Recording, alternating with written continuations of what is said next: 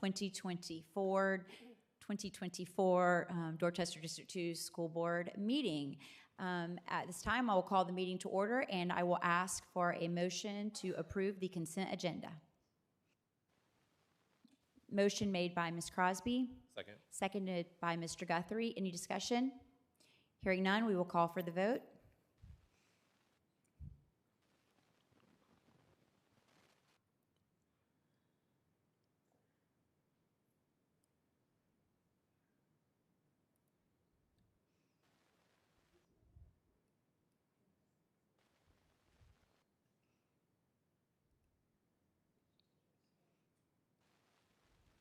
Okay, and the motion carries 7 in favor.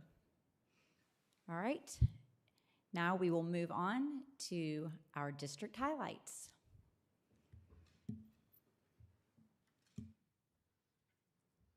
Good evening, Board Chair Dr. Wimberly, Superintendent Dr. Robbins, and board members. At this time, I will turn the podium over to Assistant Principal Ms. Erica Matzel for this highlight, and then I will return to close it out. Good evening. I'd like to welcome our Turtlebots down front so we can share a little bit about their accomplishments and recognize each of them individually.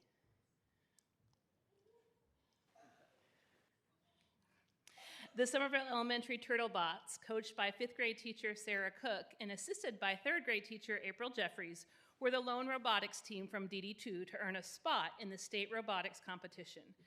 Based on this year's theme, Masterpiece, the team's project involved creating hidden picture puzzles displayed in school hallways. The project showcases creativity and incorporates technology such as Canva to enhance their designs and is an ode to the team's collective love of puzzles. Team members' outreach included sharing designs with the community, displaying puzzles in public spaces, and exploring partnerships with local entities. The team earned a first-place trophy for their project at the East Edisto Qualifier, a second-place trophy in robot design at the East Regional Qualifier, advancing them to the state competition, where they received second place in the state for their project and placed 7th overall.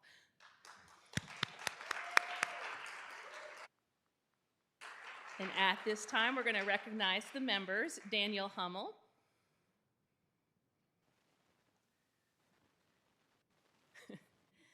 Daniel Holloman, Ella Metzger is actually at a rehearsal. She's in the Finding Nemo production in town. Anna Patillo, Joseph Lombardi,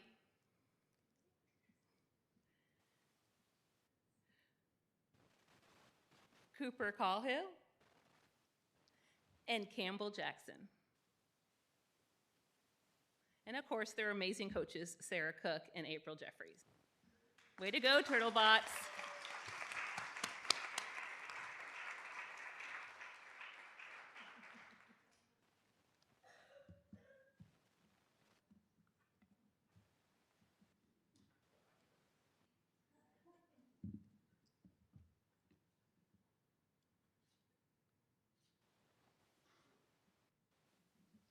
Congratulations again, Turtlebots.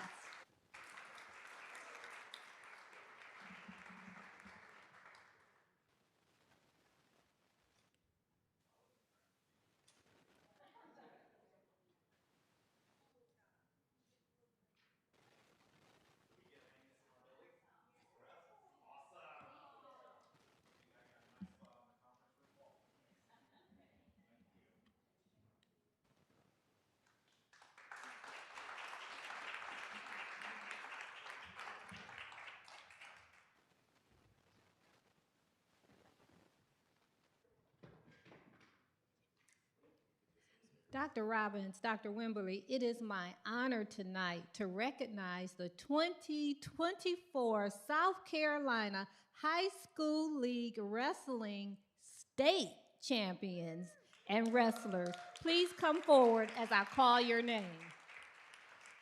From Ashley Ridge High School, Annalise Merritt, weight class 100 pounds. Sydney Palmer, weight class 135 pounds.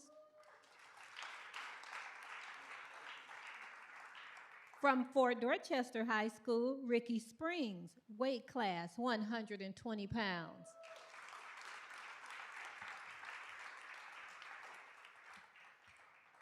And from Somerville High School, Hassan Williams, weight class 150 pounds.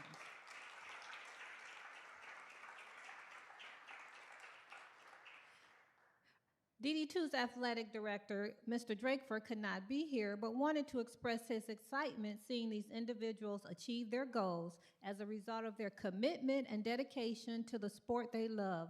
Each one of you standing here makes DD2 proud to call you our state champions. Congratulations again.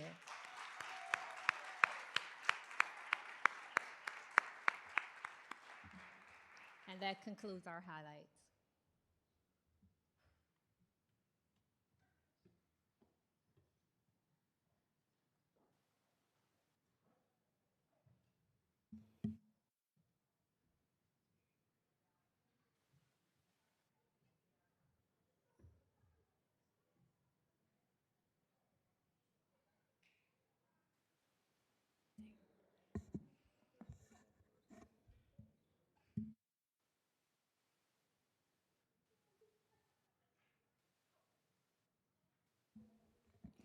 Okay, we will move on to our public comments, and this evening we have no public comments on agenda items. And so now we head straight into the board chair's report. And the first item under that report is our COSPA annual convention report. We had 5 board members attend the second annual COSPA convention this year. And at this time, if anyone would like to discuss or add anything in regards to that, go ahead, Ms. Powell. Okay, so there were so many. This was one of the best conferences I've been to. And there were so many that I had a hard time choosing. And several of them, well, one I went to several times, and that was the one with AI. I am not a computer person, and I will do anything manually. I don't try to act as though I'm the guru on anything that has to do with technology. But I was so impressed with the AI, I've decided I need to go take some lessons. It has many benefits, and so instead of just trying to throw the baby out with the bathwater, we just need to become more knowledgeable about what it is, what it's not, and how it can be a benefit to us. So I just say thank you for allowing me to be able to attend that conference. Yeah, very valuable to see what's going on in the rest of the country so we can get ideas that we can bring back here. And one of the biggest ones that I liked the most was there was a school district out of Arkansas, Bentonville, where the Walmart headquarters is at. They're having a new teacher housing and they built a nonprofit kind of similar to our educational foundation, but which is separate to fund teacher housing. And that was really inspirational how they took the bull by the horns and created their own thing. And that's the teacher housing shortage is a big issue, but they actually did something about it. So that's cool that hopefully we can do something similar. And then the other one was they had another, I guess, talk. It was about another school district outside of Nashville that they have their family court, their law enforcement, and their school officials. They all meet once a week to talk about student discipline. So we're kind of limited on what we can do as far as the school district on disciplining, because sometimes it involves law enforcement or the family court that does juvenile justice. But having everybody work together, that was really kind of inspirational to see what they can do for student discipline to the next level and come up with creative solutions to be able to do that. But that's kind of my highlights of my favorite talks that I was able to see. Thank you, Mr. Guthrie. I can, sure, absolutely. Okay, that'd be great. I agree with what Ms. Powell said. I think there were so many choices. Some of the best keynote speakers that I have ever heard. I mean, phenomenal. I was texting Dr. Robbins and sending him ideas possibly for convocation this year, so maybe we will be able to see or hear some of them in the district hopefully. Also, some great ideas about something we're going to talk about here in a little bit, teacher and staff recruitment and retention, some things that we might be able to implement here. I think it's nice to just, as Mr. Guthrie was saying, when you're in these conferences and you're, meeting people from across the whole country, and everyone kind of has that same just passion about public education and is working so hard to see the good and do the good and share ideas, and it really is very inspiring and motivating. So I think that was good for all of us as well. And some of the ideas are you're bound by different state laws and your own policies and things like that, but it's still good to kind of brainstorm and just listen and hear what other people are doing, and bring those ideas back and have some good discussions here. And so I feel like a lot of that will come out of this conference. I also agree. I feel like that conference was just good speaker, good breakout after good breakout. I love the one on teacher recruitment and retention. One of the ones that stuck out to me, and I know it's no surprise to y'all, is the therapy dogs one. There was a district that has 9 schools, and each school has their own therapy dog. I'm kind of passionate about using it for our special needs students, but this was just across the board for the students, and I just walked away with so many different ideas and ways to fund it and ways they do it that I never thought of. They also had some really good sessions on communication and just proactively communicating things, as well as highlighting the positives in your district. And they did this really cool thing that was like the person behind the leader, where they pick a principal that they highlight and they share a little video and a story behind their why and how they got to where they got and why they do what they do. Because I think it's so easy to look at people from afar as a community member or a parent and be critical. But when you actually get to know people and you get to know their heart and their why, it really breaks down some of those barriers. And so it was really, really special for me to see a way that a district's highlighting those things and bringing the positive things that they care about and they see every day to the community. And then again, like Ashley said, the keynote speakers, there was a guy, Mickey Smith, who talked all about the impact of being that person in somebody's life, and he referenced his aunt, who was that person who was like, you're going to win a Grammy, and he hung on to those words, eventually going on to win a Grammy. But just the power of how one person and their words can positively impact a student for their entire life. And it was just, I laughed, I cried, I felt all the things, and it was just a phenomenal conference, on top of the fact that we get to know each other better as board members and superintendent and our whys, because again, once you get to know each other, that breaks down walls and allows us to see the person behind what you see up here every month. So yeah, and I will start, as I always do, by saying thank you, of course, to the community, the district, and the board for the opportunity to attend these type of conferences. And it's funny just hearing everybody chat a little bit. It's funny. I almost feel bad for Dr. Robbins, because I can imagine as we're sitting in these sessions, I know I'm guilty of it, and I will text him, hey, have we thought about this? This is a great idea. Have you thought about this? And so I know you're getting that from everybody that was there at the conference.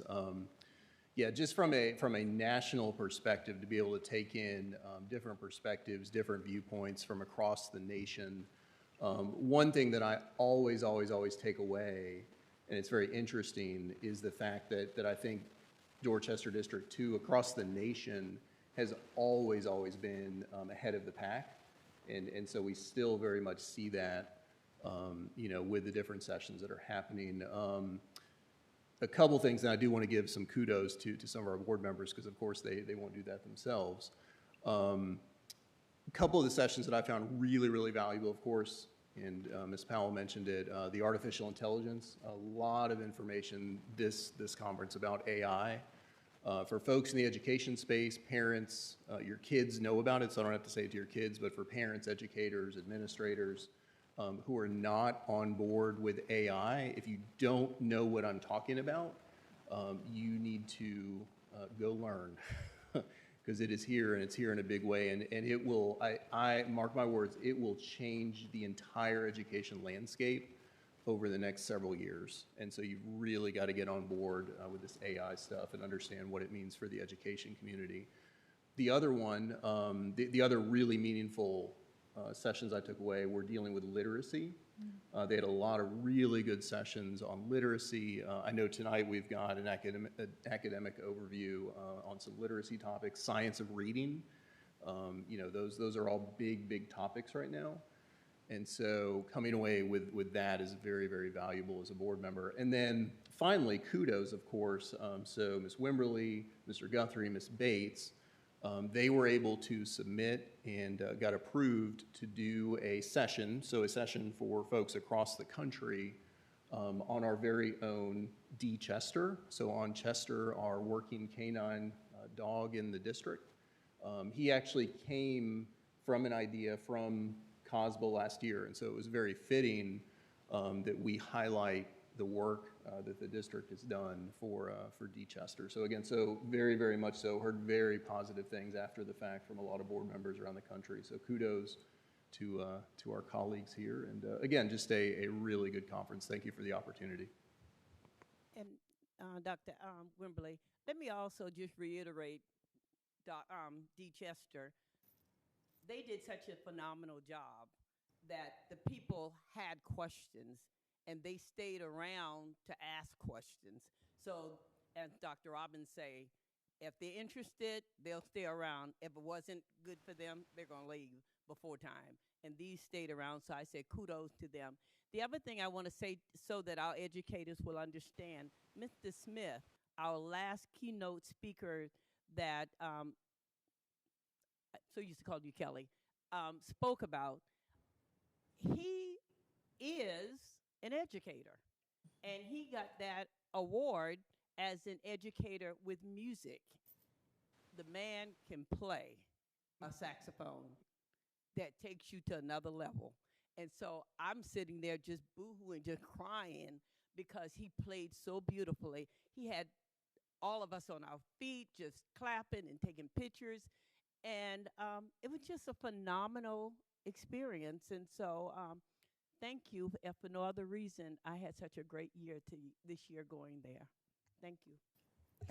Absolutely. Thank you all. Appreciate the great input. Okay, next up we have the Coordinated School Health Advisory Council, and Ms. Bates is currently serving as our board representative on that council. Yes, thank you. We did have our annual meeting. I'm going to call Miss Nurse Santa Maria up here to kind of discuss. They did set their goals as well as review the policy, but I'll let her kind of dive deeper into all of that. Good evening, Dr. Robbins, Dr. Wimberly, members of the board. Thanks for having me. So as Ms. Bates said, we did have our annual meeting last Thursday, the 29th, where we met as a council.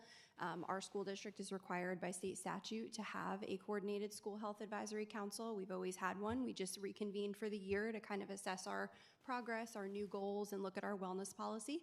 Our council is made up of community members, parents, students, school representatives, district representatives, and we work to get buy-in from all of those different parties to see how we can enhance health and wellness within our schools. So part of what we do as a council is look at our district's wellness policy, see if there's any changes that we need to make, which is something that we did do at our last meeting, and we discussed many of those at our policy committee meeting this evening, and those are just changes in line with the language that we're currently using, the things that we're currently doing in our schools, as well as the model policy. And then the next part of that is looking at our progress as a district, our triennial report, which is a report that we work with our food service provider to submit to the state every year to determine what required elements of the statute we have in place, what are maybe partially in place but we're working on. And so we assess that triennial report, and then we come up with goals in 4 different areas: health education, health promotion, physical activity, and other school-based wellness activities. So our committee came up with 4 goals in those areas. We're still fine-tuning them a little bit, and then once they are fully developed, they'll be published on our website with other CSHAC information. Do you have any questions for me? Anybody have questions? All right, thank you, Ms. Santa Maria, and I'll turn that back to you, Ms. Wimberly. Okay, great. Thank you both very much. Okay, and the next item on our agenda is teacher and staff recruitment and retention task force. And just to speak a little about this, this entire board and Dr. Robbins, I know we all believe that one of the main reasons DD2 is such an excellent school district is because of our people. And of course, by people, I mean our teachers, but also all of our staff and all of our employees. Retention of our people is a top priority for Dr. Robbins and for this entire board. And additionally, the recruitment of quality educators and staff to our district is also critical. We know that. And we have had many conversations with some of you out there, with each other, and with Dr. Robbins, and we know that there are multiple reasons that people choose to stay here. There are multiple reasons that people want to come here, and unfortunately, there are also multiple reasons that people choose to leave. And we know that pay is an issue, and it's an important issue. But I think we've also heard that there are other factors too. When it comes to pay, we have unique challenges in this district. And, in the finance meeting we had right before this, we were talking about information that's coming from the state regarding the budget for next year, the salary scales, that sort of things. We don't have all of that finalized, and we're definitely having those conversations and working through that. But I will share, and I know we always talk about this, but it's important to continue to share it. We are 5th from the bottom in the districts across this state for funding, and that is because of the way the state does the funding method, because of Act 388 and the way the local funding works here. So that is a challenge for us. But that being said, we also recognize that staying competitive with compensation is very important, and that is a goal for us. So after speaking with Dr. Robbins and each board member individually, we all feel that it is essential that we take a step to face this challenge and to look for potential solutions. So we have asked Dr. Robbins to form a teacher and staff recruitment and retention task force. And so this will be something that he will undertake, but the group will be made up of educators, administrators, and people from various different departments, and people who are in the trenches, if you would say, and know what's going on and can help generate ideas, brainstorm, talk through things, what the issues are, where the problems are, what we can do differently or better, what we are doing well, because obviously there are things that, good things too about this district, and we know that. And pay and compensation, of course, will definitely be part of this conversation, but just overall work culture, community satisfaction, that's important to all of us and to Dr. Robbins as well. And I'm excited about the potential for this task force because I think that it will be a great asset and a big tool for us, and there's a lot that we will be able to learn. And so at this time, I would ask for a motion from this board to ask Dr. Robbins to please take on forming this task force for us. So moved. All right, I have a motion from Ms. Bates. Do I have a second? Second from Ms. Powell. Any discussion? Yeah, just, and so to your points, Ms. Oberle, and spot on, 100% on everything you said. I think what I would relay to Dr. Robbins, and of course, I think we all understand this, this is bigger than Dr. Robbins. This is bigger than our board. We're talking state level issues. We're talking national level issues that impact what we're seeing as a district and our ability to recruit and retain, the best education talent that we can. And so I think that's why it's so important when we look at something like this, because at the end of the day, I think what you look at this as, this task force for Dr. Robbins, you look at it as an aid to help you do what we've asked you to do, which is recruit and retain the best that we can find. And so, from that standpoint, I think we need a wide swath of, opinions and just information as much as we can get Because again, you know, we may call it a salary task force. That's one piece of it. That's one piece of the puzzle. When I talk with educators, and I'm not downplaying it, salary and pay is a huge piece to the puzzle. But in the education field, there's a lot more to it. Being treated with respect is way, way, way up there. Being treated like a professional is way, way, way, way up there. And so how do we put all those pieces into place to do that better than anybody else and to do it better than anybody else in the state? And so that's you know, the driving force. The only real, I guess, kind of question I have as far as information and coming back to the board, what's the intent? Are we going to have kind of reports back out? What does that look like? Yeah, so I guess let me provide the board with a little foundation. So you all know I spent 10 years in a different state where I bargained contracts. That was part of my responsibility and requirement. And so the way we did it was we looked at our, and to Mr. Farnsworth's point, it is not just a local, state, but a national issue. And so it will be a comprehensive approach, but we'll come together with a wide swath of individuals to look at what our priorities are when we address this. Yes, salary is one piece to it, but when you look at recruitment and retention, you know, if we can recruit them, great. If we can't retain them, that's bad.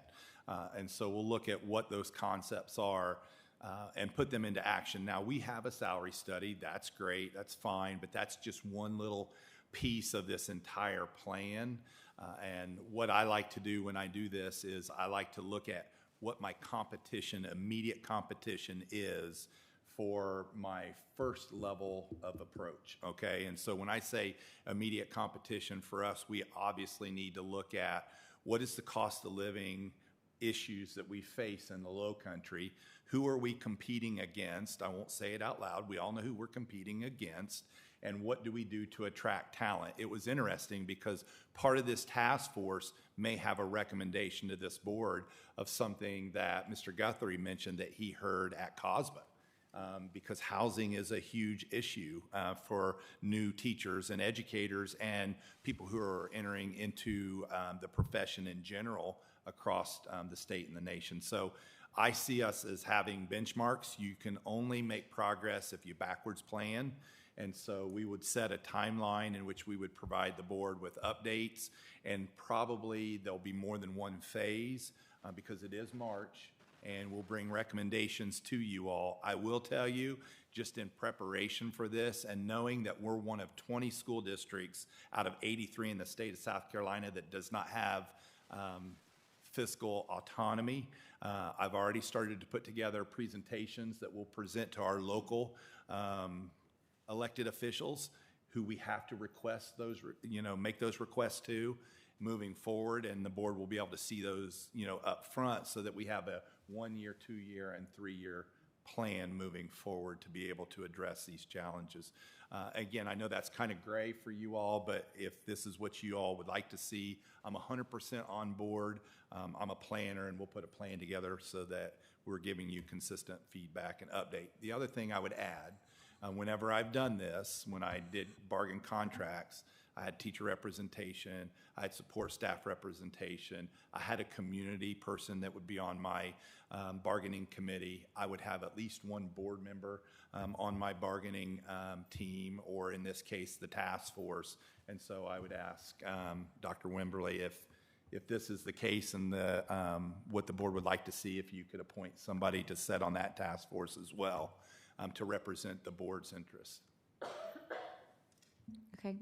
Thank you, Dr. Robbins. I think it's important, one of the things that you just mentioned, and this is, this isn't a problem that's going to be solved in 2 weeks or one meeting. And I think we're all aware of that, and we understand that. I mean, this is going to be an ongoing thing. And I like the idea that it's going to happen in phases. We need to think about the short term. We've got to think about next year, right now, next year, but we also need to plan and think ahead for, down the future. And I think the other thing is when we talk about the funding, unfortunately, there's only so much when it comes to that's within our control. And I know that it's a priority for us all to do as much as we can But again, there's only so much we can do there. But I think, as Mr. Farnsworth was saying, there are other things that we can address and that we can do even more about, and that's what we want to get to the bottom of, too, in addition to the compensation. So all of that is important, and I appreciate the idea. Love having a board member, the idea of having a board member serve in this, and that way we can make sure that we're getting information back from Dr. Robbins as well as another board member. I think at this time I'd like to ask Ms. Powell if she would be willing to serve in that capacity for us. Great, thank you. And now, before we call for the vote, is there any other discussion, comments, or questions? Okay. And so I think at this time we will be voting with our hands. So all in favor of Dr. Robbins forming a teacher and staff recruitment and retention task force? Raise your hand, please. All right, perfect. The motion carries 7 in favor. It is unanimous. Thank you very much. Okay, and I guess that concludes the board chair's report for this evening. And so now we will head into our board committee reports. First up is our policy committee, so I'll turn it over to Ms. Bates. Thank you. So we did just meet today at 4, and we will be having more policies coming around for first reading, but today we do have a list that is also coming for first reading. And that will be BCB, Board Member Conflict of Interest, BJR, Board Legislative Program, CCB, Line and Staff Relations, CF, School Building Administration is being recommended for deletion, JIC, Student Conduct is being recommended for deletion, JIC-R, the rule of student conduct is being recommended for deletion, JICA, student dress, JICR, student dress, and JICDAR, student code of conduct. So the JICDAR, I believe, is replacing the ones that we're deleting, right, Ms. Graham? Is she in here? Oh, yeah, there you are, right? Yes, okay.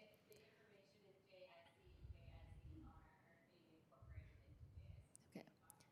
So these coming out of committee, I would like to ask for a motion. All right, great. So yes, coming out of committee, we will not need a second, but do we have any discussion at this time? I would, if at the pleasure of the board, I would like to possibly send policy BCB, Bravo, Charlie Bravo, back to committee. That's the board member conflict of interest. That one, and it was interesting because I know at that policy committee meeting, there was some discussion around volunteering in schools. And so I just want to be very, very, very clear. We should volunteer. We should be in schools as much as possible. But when hearing from Ms. Graham about this specific issue, and it seems weird, you'd be like, oh, well, what do you mean that's a school board members volunteering in schools, that's a conflict. There are some use cases where volunteering from a board member perspective gets a little bit interesting because you're putting on kind of a hat, you're putting on a volunteer hat where you possibly now report up through a building administrator and you still can't circumvent being a board member. And so again, so it's just from a conflict perspective, there's some questions. So the only thing I would ask is if we can send that one back to committee. I do think, and we looked, I think it's Lexington 5.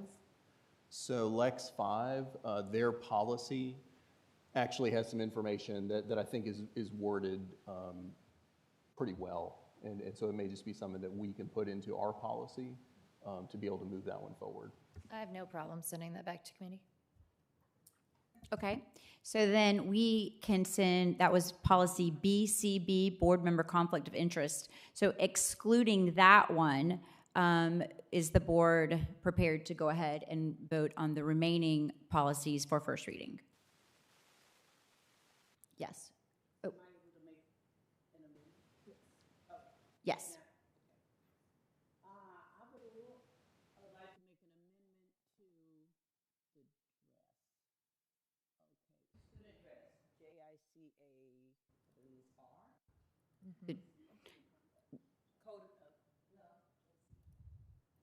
Hold on, let me find which one you're looking for, because I think I know.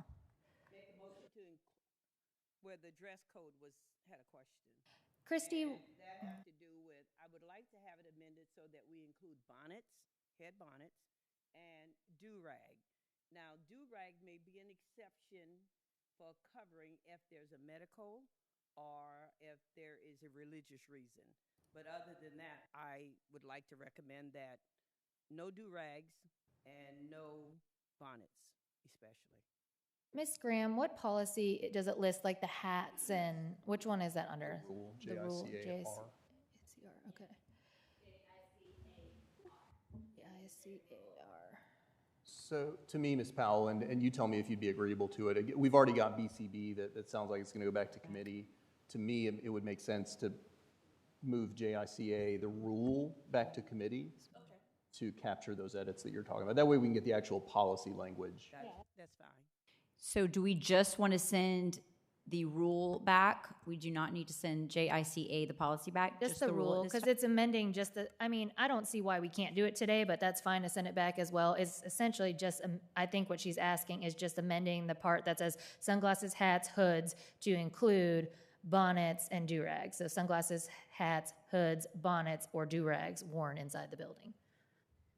Correct. So per board policy, it has to pass 2 readings with the exact same language. Okay, yeah. So it makes more sense to send it back to policy Perfect. committee, and then it would come up for first and second reading in line with other policies instead of having 3 readings for one policy. Absolutely, thank you. Yes. Okay, so at this time, we will send policy BCB as well as JICA, the rule, back to committee. And we will vote to pass the remaining policies as included in your packet. Correct? Okay. For first reading, correct. For first reading, yes, absolutely. Okay, so hearing no more discussion at this time, we'll call for the vote on those remaining policies.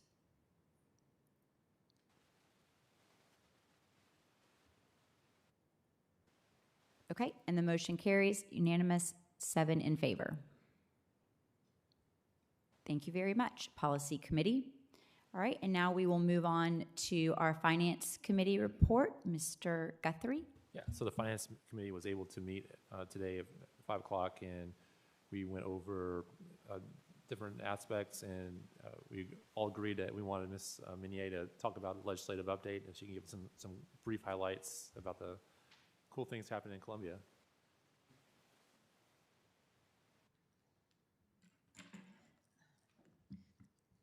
We're in a weird spot here with the microphone. Thank you again, Mr. Guthrie, Madam Chair, board members, Dr. Robbins. Just wanted to provide y'all with a legislative update. There are some great things happening in Columbia. We haven't gotten our actual projections yet for our revenues, unfortunately. Hopefully those will come by the end of this week. We'll see, fingers crossed. But some of the things that are coming out of Columbia right now that you may have seen is that the governor, when he proposed his budget, he wanted to rework the state minimum teacher salary schedule to increase the minimum salary to $45,000, which we are currently at $43,500, but that is an increase of $2,500 on the state minimum. Just wanted to make that point. But then the budget went to the House Ways and Means, and they came up with another number, which sounds better. Their proposal was to increase the state minimum teacher salary schedule, beginning teacher salary to $47,000. So depending on what is passed in Columbia, we know we'll at least be moving our teachers up to that scale. That will be great. Also, out of the House Ways and Means, they increased the steps for years of experience from 23 to 28. Thankfully, DD2 was already at the 28, so we are good there. Again, we're still in the early budget process, gathering the information from departments, schools, working with leadership to be able to bring y'all some very detailed revenue and expenditure numbers at our next meeting. Since we don't have a meeting during spring break, it'll be the April 8th meeting where we'll be able to give you some really good numbers. Let's see if there's any other great information to tell you. So some of the areas that we're going to focus on to bring to y'all is definitely the teacher salary scales. So it's great to hear about the task force. The extracurricular stipends, we haven't really addressed those in a number of years, so that's one of the areas of focus. Of course, we'll have additional FTEs that we'll bring to you because of growth in our area that we've been experiencing in instructional support, and also on the operations side of the house. We're definitely needed to increase some FTEs there. Cost of living increase, not just for teachers, but for non-teachers, for our other staff as well. Maintaining health room assistants, the duties have just grown in all of our schools to be able to assist with the nurses. We've had those folks being paid out of ESSER and then moved to a grant. That DHAT grant is going away next year, so that's going to be one of the focuses to keep those in the budget for next year. And also look at some various scales.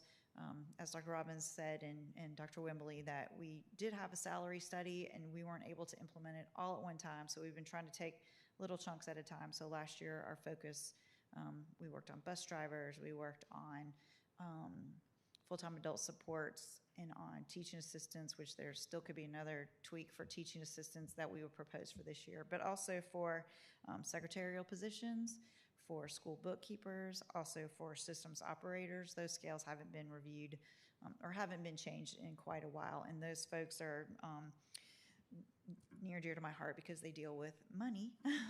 So systems operators have to capture all of that information about all of our students, which that goes to the state and helps determine our state aided classrooms funding that we get from the state. The other big topic that we talked about that apparently there's some chatter happening in Columbia about fund balances, which we've talked about fund balances for many years. We finally were able to get the 15% cap removed, which was wonderful. And we really haven't gone too far above the 15% just because we were held back for so long. We do have some savings that we were able to realize from ESSER monies, which we need that for when the ESSER funds fall off, and we need a little cushion there to take up for those additional ESSER expenditures. So just wanted to point that out to y'all as well. So that's just very high level legislative update, outlook, and more good news to come, unless there's any other questions that you wanted to. Did we decide to add our media specialist assistants also on that list to like review, to possibly look at their scales? Yes. I just wanted to make sure we. Teaching assistants, it was the media assistants. You're right. We did the TAs last year. Yes. The only caveat, and I don't want to put words in Ms. Meunier's mouth, but looking at when we talk about starting teacher salaries, 100%. I think every single person in this district, anybody that touches education would say, yes, they should get paid more. The challenge, and this goes back to what Ms. Wimberly was saying earlier, the challenge becomes when we look at Dorchester District 2 specifically, bottom 5 in funding in the state of South Carolina. And so then if Columbia pushes out what we call an unfunded mandate, so for those playing along at home, write that down. Unfunded mandate. So they're saying you as a district will do this, you must do this, and by the way, we're not going to give you any money for it. That's an unfunded mandate, and so we get that a lot. We get that from the state of South Carolina. It happens hundreds of times, thousands of times, and it really puts the district in a bind. So that's the only caveat, just throwing it out there to remind folks of those challenges. So absolutely, do we want to pay our starting teachers, our teachers, we want to pay everybody a lot more because they deserve it, but you've got to remember the limited resources that we've got on the back end. And just to your point, and to Dr. Wembley's point that she made earlier, that the state provides us money, but they also are expecting us to put in some local revenue dollars as well. So that's one area where we have been behind in the past. As Dr. Robbins pointed out, we do not have fiscal autonomy, so we cannot raise millage. We have to go to our local county council to ask for millage increases. So if we demonstrate the need, and as Dr. Robbins pointed out, comparison with our neighbors, our close neighbors who are able to, who do have fiscal autonomy, that's something that we need to keep driving home to them. So we'll do the best we can with all the money that we get from them. And then I know we did make in the finance committee meeting to possibly have some sort of FAQs online to maybe answer some of these questions and concerns that people and staff in our community have so they can easily access that. So just a little fun fact. Thank you very much. I didn't know if you wanted me to stay up here, Mr. Guthrie, for the next piece, or if you... Yeah, I mean, that'd probably be good. Another part that we did during the meeting was every 5 years we have to change our professional auditing services. So I guess Ms. Meunier can talk about the process about how we selected the new auditors or how we came to the recommendation for the new auditors.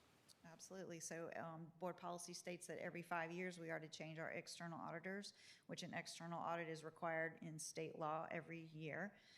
So this was the end of our 5 years. We had a great relationship with Elliot Davis, who was working with us.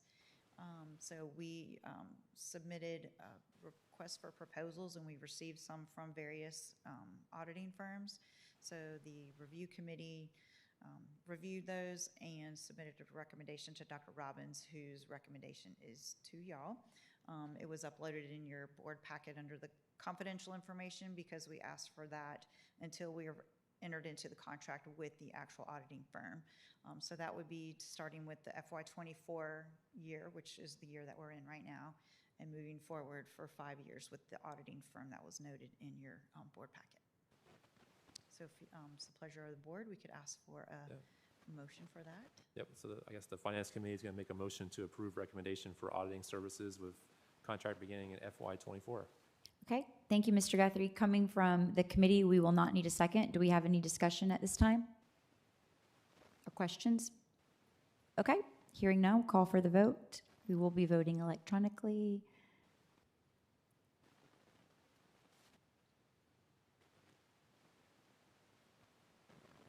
Okay, motion carries 7 in favor. Thank you very much. Thank you. All right. That's it. Ask Co-Chair Barbara, did you have anything else that you want to add? Okay, perfect. Well, that's it. Okay, great. Thank you both very much. I appreciate the report. And now we will move to our Facilities Committee. Mr. Farnsworth. Thank you, Madam Chair. And so the facilities walkthroughs continue to roll right along. I do want to give some thanks. Mr. Souls, Mr. Farrell, Wanda, all the building administrators, Ms. Hughes. It takes a lot to go through all of our sites and to be able to put the logistics together for all of those sites. And so I just want to say thank you to everyone involved for making those happen. Those will continue this week, next week, the week after. Tomorrow morning, we are at Windsor Hill, followed by Fort Dorchester High School. So if anybody would like to join the facilities walkthroughs tomorrow morning, everybody should have them on your calendar. So please feel free, and you're more than invited. You're very, very welcome to come to those walkthroughs. So thank you. Ms. Hughes, anything on your side? I just wanted to add that not only are we, when we go into these schools, are we learning the facility needs, but we're also having the opportunity to talk to our administrators and hear some of the other needs or concerns that are going on. And not only that, we're learning some things that are happening in some of the schools that, you know, I think, and I don't know, it may be going on in all the schools because we haven't been to all of the schools yet. But for instance, we were at one school, and as we were talking, they actually have a person in their school that does nothing but service new teachers that come in that have concerns or has issues that are going on or things that they don't understand or need help with, or even teachers that have been there a while that maybe it's a new adventure for them. They're doing something different this year. They have one person that is there to do nothing but support all of the teachers in that school. And like I said, I don't know if we have one of those in every school or not, but I will say that I think that is one thing that even this committee that we were talking about earlier, I think that is another piece that teachers are looking for, or just to know that they have a person there that is there to support them.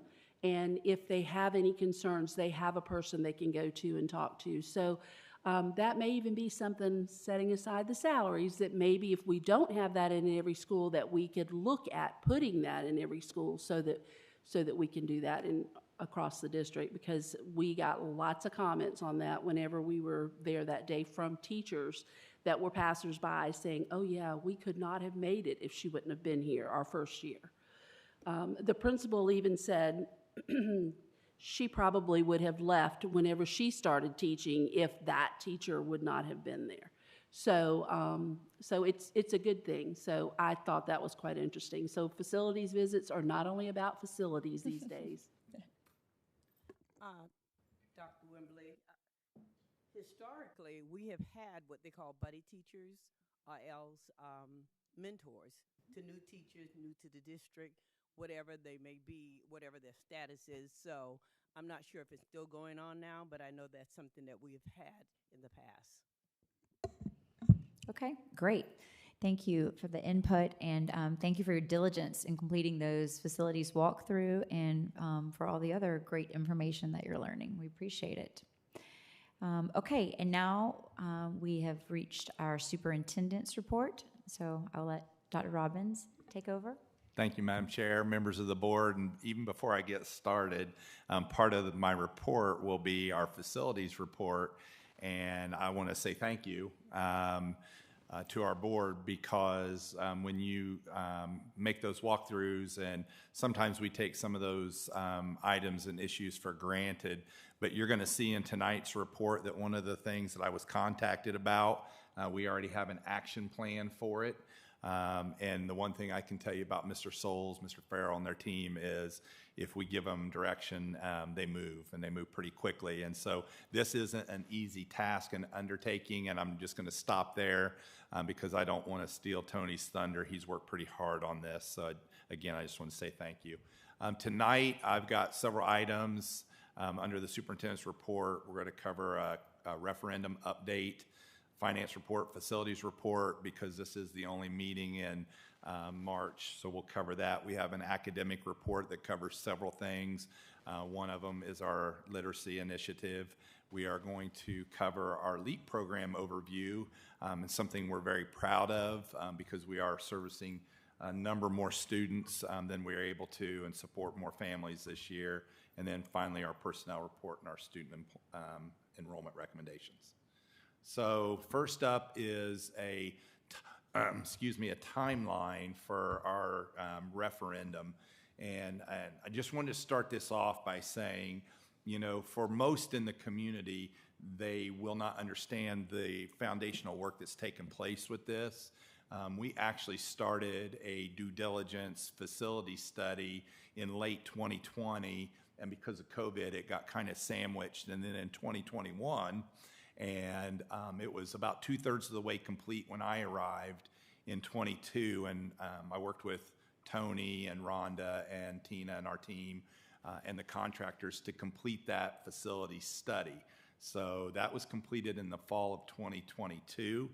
Obviously, there were some changes that happened in our community and communities across the country when COVID hit and people came out of COVID.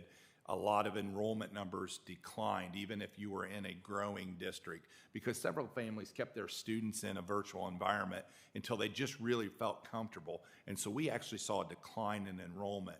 But my first year here last year, we actually eclipsed our pre-COVID numbers. And then this year, y'all know what our growth numbers look like. So in the fall, in talking with our team, we decided to bring in a demographer. We felt like we could look at the predictive analytics in Power School, but it would be good to have a professional demographer come in. And so when we were looking at our rezoning plan, we used a professional demographer to complete a demographic study that looked at what is our district going to look like over the course of the next 10 years, trying to plan out over 10 years. We then put together some conversations for the board to say, hey, listen, this is where we think we need to go. At the same time, concurrently, we were doing a fiscal analysis and then the board decided that you wanted to look into the possibilities of a referendum. We've put together a citizens action review team. We have coordinated a PAC because you all know what our abilities to only educate about a referendum are. And then the board decided on a May 14th special election. So then as we look out into the future, what's that timeline look like for us? We know that in May, that doesn't mean that everything is solved immediately.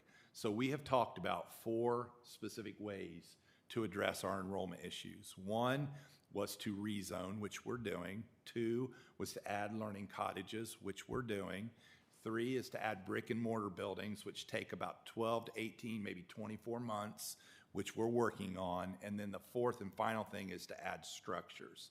So if you look at 2024-25, you can see the work that will take place with the successful referendum. We will be building a building. We are working on building a building, adding classrooms at Sand Hill Elementary School, adding classrooms at Oak Brook Elementary and Middle School, adding classrooms at Somerville Elementary School, adding classrooms at Somerville High School, adding classrooms at Ashley Ridge High School. And then as you look on out into the future, 24 through 27, because it's going to take 24 to 36 months to construct a facility, then we're looking at the 2 elementaries that are potentials for us to try to take some of the pressure off of Beach Hill Elementary School and Sand Hill Elementary School.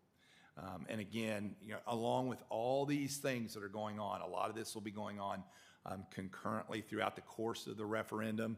And if you go ahead and go to the next slide, you'll see that this is our master project list. Again, that was based off of the master facilities study that was conducted, where every single building is going to have something done to it, and a lot of these things will be going on concurrently. Some of the stuff that will be quicker, hopefully, fixes are parking lots, some of the exterior wall renovations. We have some roof replacements that are scheduled where we have some failing roofs. Some of the things that could be fast but may take some time because of the logistics supply chain, or some of our HVAC replacements. We have some buildings that we have already pre-ordered HVACs for them, but there's a 52-week lead time on those coming in. And so even for the installation to begin. So that is a kind of a broad timeline until we can actually say, all right, we've got the money in hand. We are trying to do as much work as we can with due diligence surveys and some of the other work in preparation for a referendum, and some things that are just have to be done because they become safety issues in our buildings. I'll give you an example. Last year we started school. You all know what the weather's like in August in South Carolina, and we had a failing HVAC at Newington Elementary School where we had to bring in a portable unit on the inside to try to pipe cool air into that facility. And so we are really, really trying to avoid this. When you look at the master project list and you look at the safety and security upgrades, some people look at that and they say, what does that really mean? So I put a list of things that we will look into based on the needs of the building. One of the things that the ad hoc safety task force looked at was ballistic windows years ago. We've now found that we can do that much cheaper with ballistic window film. And like you all, when I was at COSBA, I actually met with an individual that was showing the difference between what used to be the ballistic film and what they have now on the market, and it's a lot less expensive. Obviously, we've started down the path of metal detectors, and we would expand that into our middle schools, looking at some buildings on the vestibule configuration, and is that good for a safety plan? Some of our schools, you walk right into the front office, and so the vestibule configuration is not safe. More security cameras, and then in some locations, exterior lighting for our parking lots. So again, a lot of things and a lot of work going on. And again, once the referendum passes, then we'll have very specific detailed timelines for the board as this work takes place. I'm very happy that we have a citizens advisory review team that is kind of that extra layer of transparency for us. as a community. And like I said, we had an organizational meeting a little over a week ago to get things started, and very happy with the support we're receiving. So pending your questions, that's what I have with a referendum update. I don't have a question, but every board meeting until May 14th, I'm going to put out my individual personal plug, because as board members, we cannot tell people how to vote. Right. But what I am going to say is that Justin Farnsworth intends to vote yes on May 14th. I do have one other thing to add, that if you go to dd2.org/referendum, I want to say kudos to our new webmaster. We've got everything you could possibly imagine, the finance, the timelines, the projects, all encompassed in there, what our enrollment forecasts look like. The fact that this district's not gone out for a referendum for 12 years, that's how we're able to do it at no tax rate, no millage rate increase. I also would share with you, and I will continue to share every week, all the many meetings that we're going to continue to educate, on how we're going to be able to accomplish this. Matter of fact, Mr. Doherty's not here tonight because I had a request to present at one of our HOAs, and so I sent him out to present, but we're presenting at HOAs and Rotary clubs, and if there's anywhere you all think that we need to go to make sure people are educated on why we think this is so important, please let me know, and I'll make sure we're there. And you're all more than welcome. If you can make it to any of these presentations, please, more than happy to have you. I have a question, actually. What about education within our schools, our staff, and employees? Yeah, so if you look at, I think I sent it out in my soup update on Friday, you'll see in the one column, I'm going out to every school.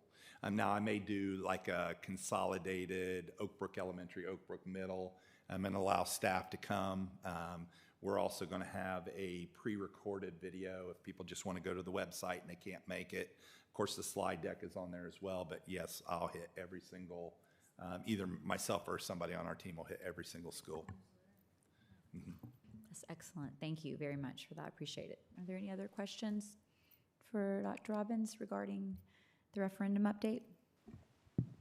Okay. May continue.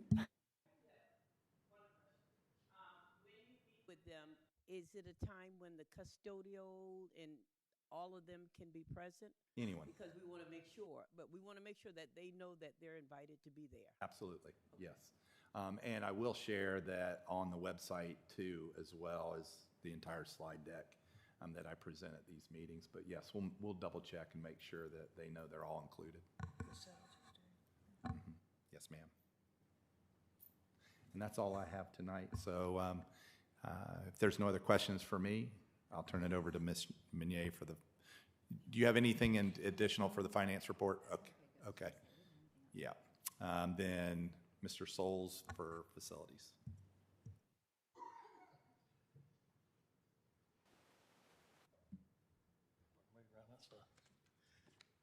Good evening, Madam Chair, members of the board, Dr. Robbins.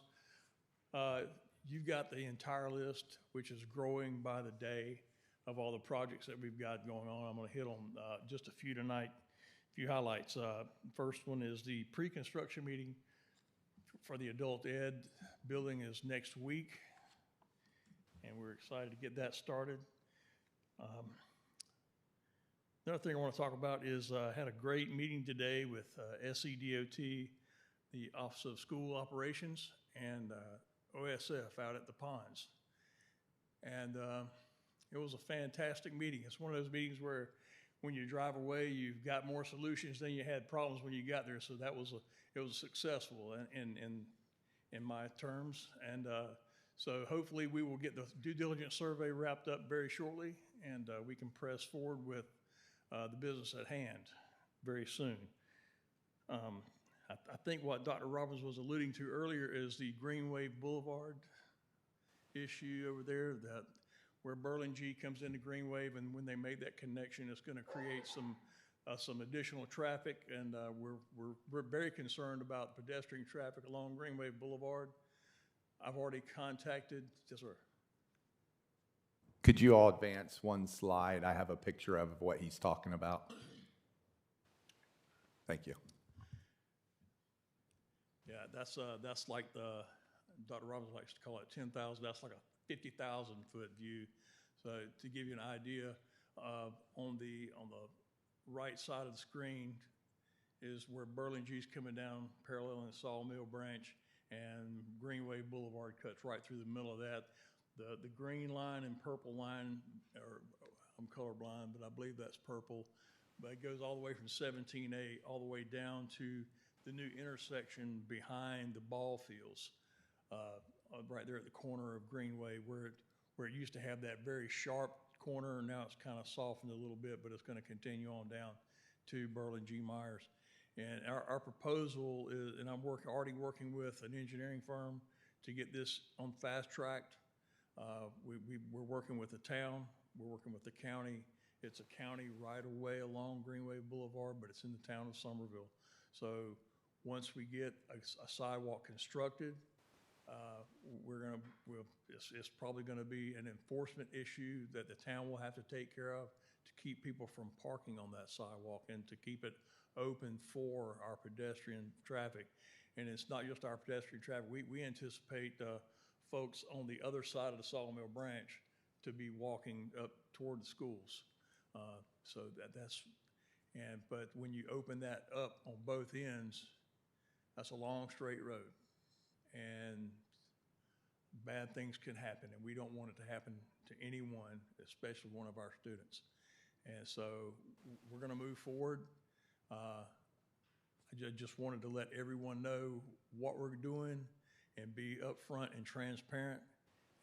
We're pushing forward with this. We set aside some emergency funding and some of the capital, some of the 8% funds last year. So I'm confident we can get it funded with that. And we're ready to roll. We're ready to put a concrete sidewalk down with any crosswalks that we need on Greenway Boulevard for our kids. Any questions? You know what? Yeah, I just have a comment, Mr. Souls. I think this is the perfect example of what this board and our people who work for this district is all about. They're all about the safety and security of our students. And we know, here we are battling funding and talking about all the reasons why we don't have the funding that we need to build the rooms that we need to put students in.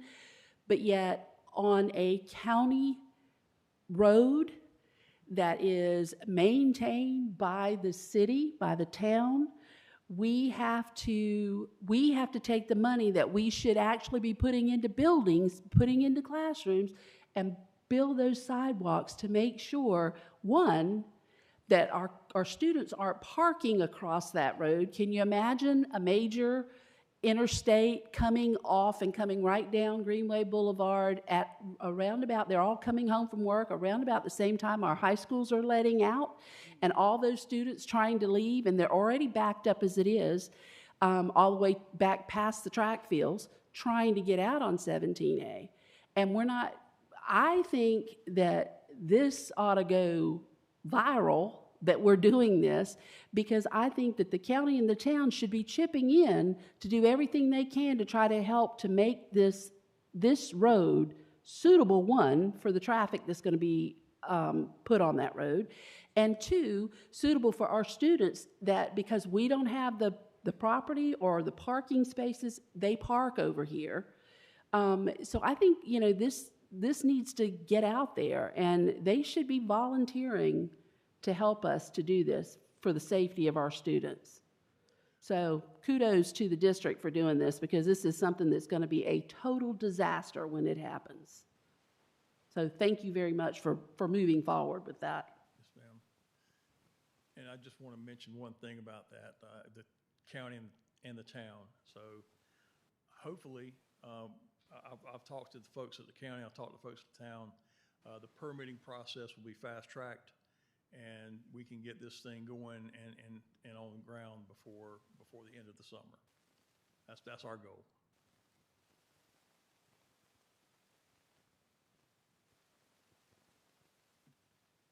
We good? Okay. Thank you, Mr. Souls. Are there any other questions, comments? Okay, we appreciate it. Thank you.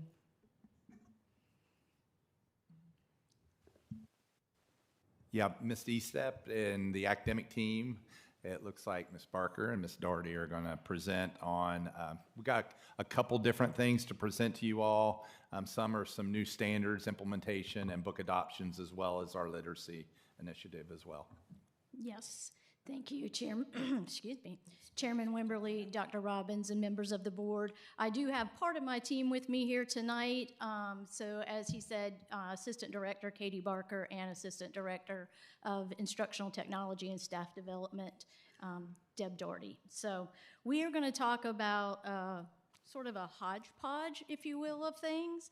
We're going to talk about the new ELA standards. We're going to talk about the process that we go through all the way down to the school level to choose the instructional materials and the textbook for those new standards. We are going to talk about specifically at the elementary level how, as Mr. Farnsworth mentioned, hearing about the science of reading, that the State Department has also sort of taken an initiative to, how the programs of UFly and letters are incorporated into what we already have as our literacy model at the elementary school. And so with the help of my assistant directors tonight, hopefully when we finish, you're going to see how that all fits together.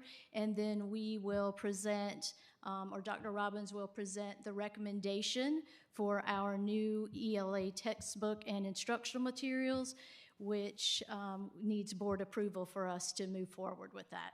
So if you look at the screen, this sort of shows you the South Carolina College and Career Readiness Standards implementation timeline. So if you take a look at 23-24, you will see where we are with this year. We had a full implementation of our science standards and only a partial implementation of our ELA standards. The ELA standards, we have not had new ones since 2015, and so these were for 23 from the spring. We only did a partial implementation because we are still assessed with SC Ready and our end of course on our old standards. They give us what's called a bridge year. So those grade levels that did not have or do not have testing, they went ahead and started with a partial implementation. So that's K through 2, and then at the high school level, our non-end of course courses such as English 1, 3, and 4. So next year, if you'll move the slide forward, please. So next year, our 2023 SCCCR ELA standards will be fully operational in all of our ELA courses, and they will also be assessed next year in the 2024-25 school year. At this point, I'm going to stop and just, when we think about it, when we implement new standards, and even when we teach reading, it starts at our most lowest level, our basic level, and that's with our elementary students.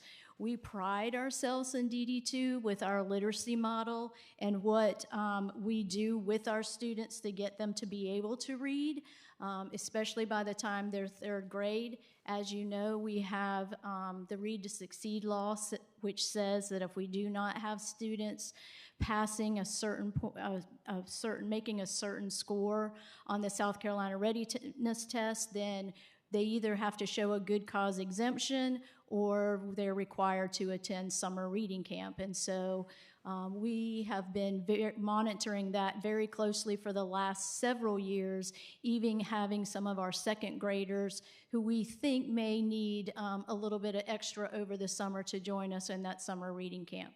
So with that, I'm going to turn it over and I'm going to let Katie talk to you a little bit about what we're doing to incorporate UFly and letters into our literacy model in K through 5.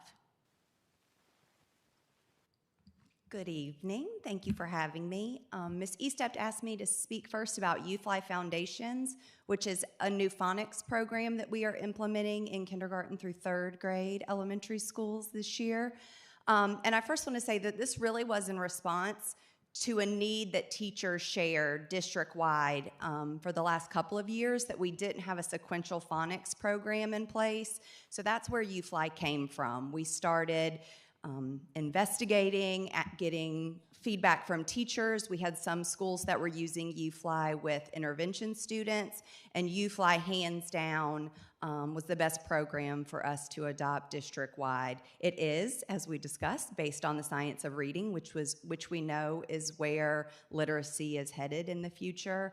And I really want to kind of drag your attention to those bottom bullets, and that's how the framework for every single UFly lesson. So you can see it's very sequential, which is exactly what the state is asking us to focus on in the new standards as we implement those foundational skills in the lower grade levels. So every single UFly lesson, regardless if it's a kindergarten lesson, a third grade lesson, is going to have those 8 parts. Those first 5 parts, and it's broken up over 2 days. So those first 5 parts really align with those foundational skills. So it's very quick. If you walk into a first grade classroom, that's where you'll see them using their hands to put sounds together. The teachers will make signs for breaking the words apart, and that's where students are really learning to hear those sounds. So they have those foundational skills, so when they're learning more difficult words and sounds, they can read those fluently. Then the second part, where you'll see about halfway through, is that new concept.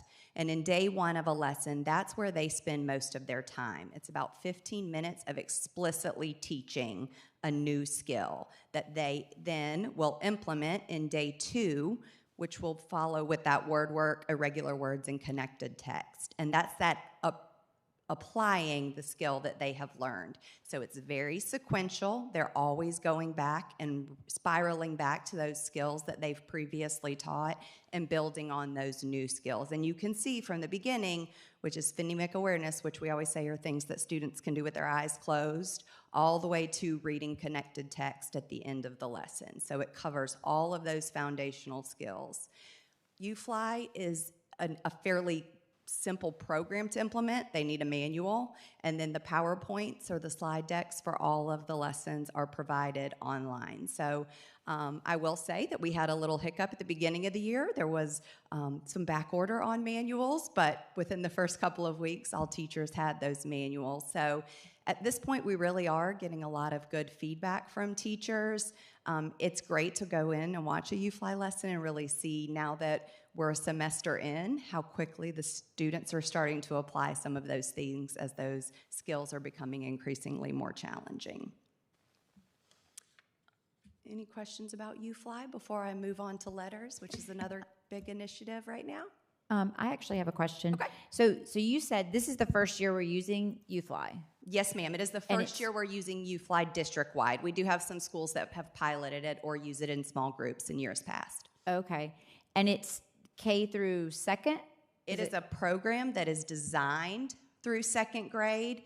Because of our scores from last year and not having a sequential program in place, we did opt, our teacher curriculum planning groups did opt to use the last group of lessons at the beginning of 3rd grade, because we felt like some of those students, since they didn't have UFly or that explicit word work earlier in the grades, that we wanted to build that foundation for them before they became more independent as they moved through the second part of 3rd grade. Well, because that was actually going to be my next question, because it seems like if this is the first year we're using it, I mean, that's a big change for students, right, who haven't used it in the past. So I'm just curious about, obviously, if you're in kindergarten and it's your first kind of experience with it, it's not as big of a deal. But if you're in, 2nd grade and you haven't been doing anything like this, and then it's a change, right? Yes, ma'am, definitely. Now, we certainly taught, we have standards for phonics, so we've been explicitly teaching phonics,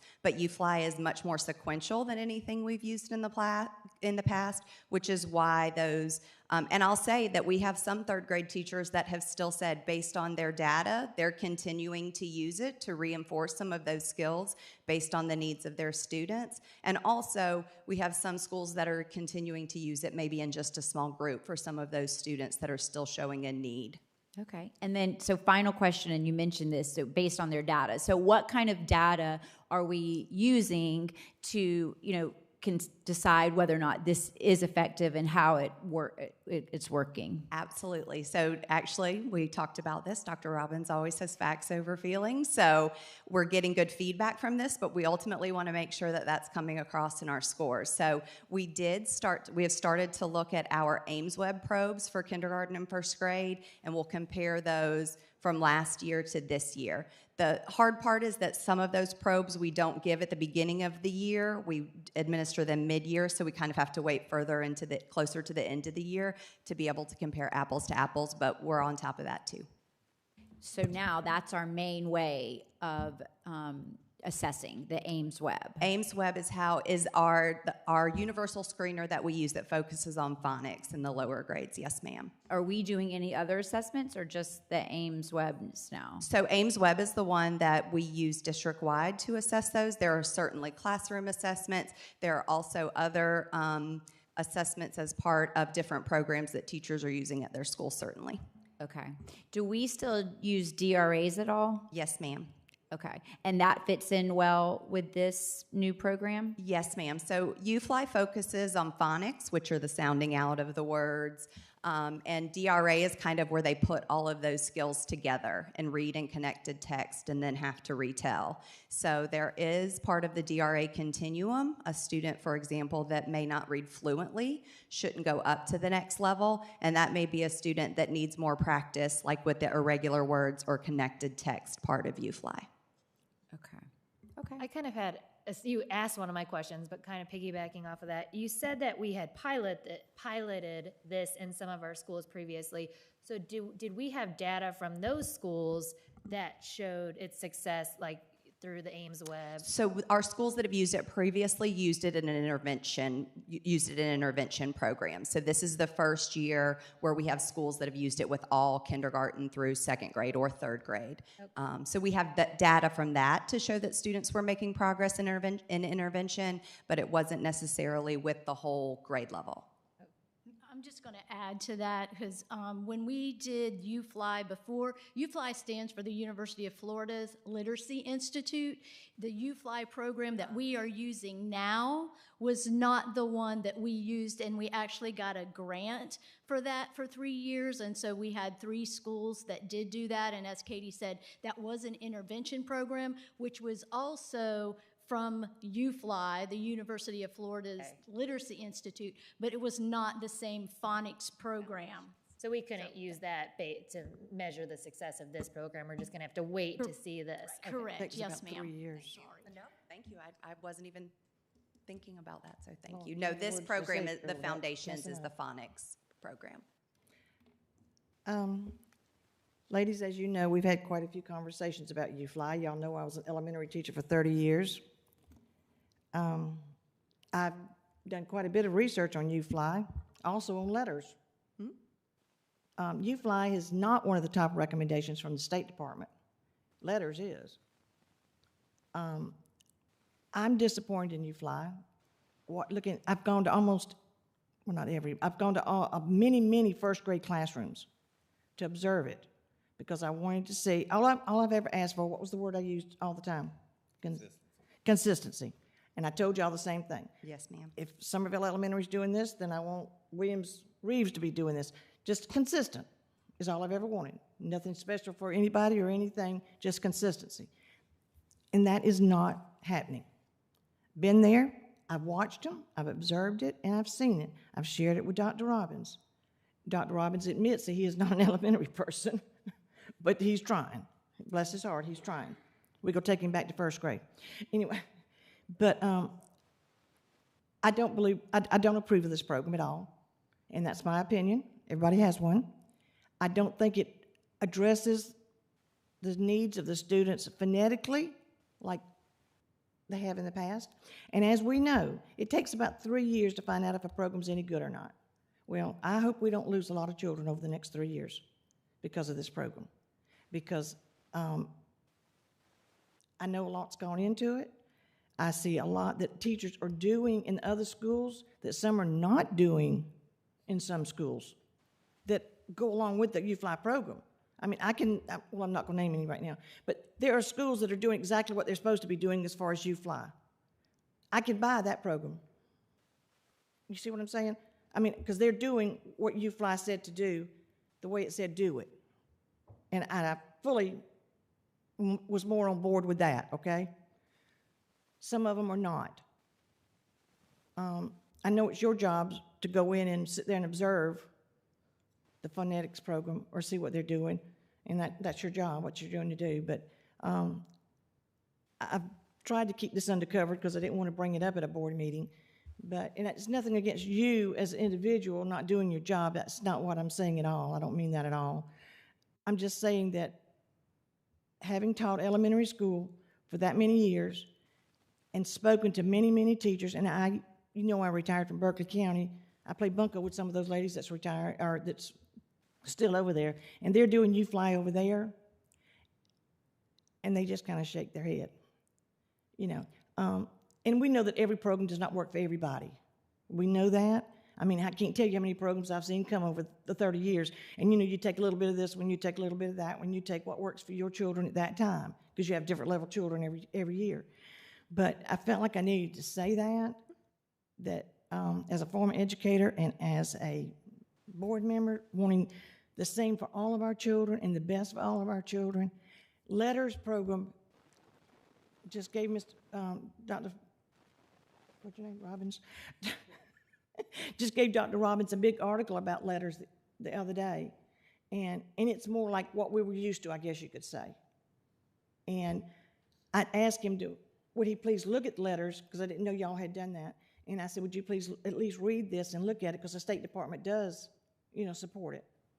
And so I just felt like I needed to say that. And like I said, I'm speaking from experience. If I had not seen the paperwork that kids are bringing home and what they're doing, and being an educator, I probably wouldn't have picked up on it or whatever. And I appreciate the time that y'all have allowed me to sit and speak with you and try to work this thing out. But I just hope our children don't suffer over the period of time that we have U-Fly. Thank you.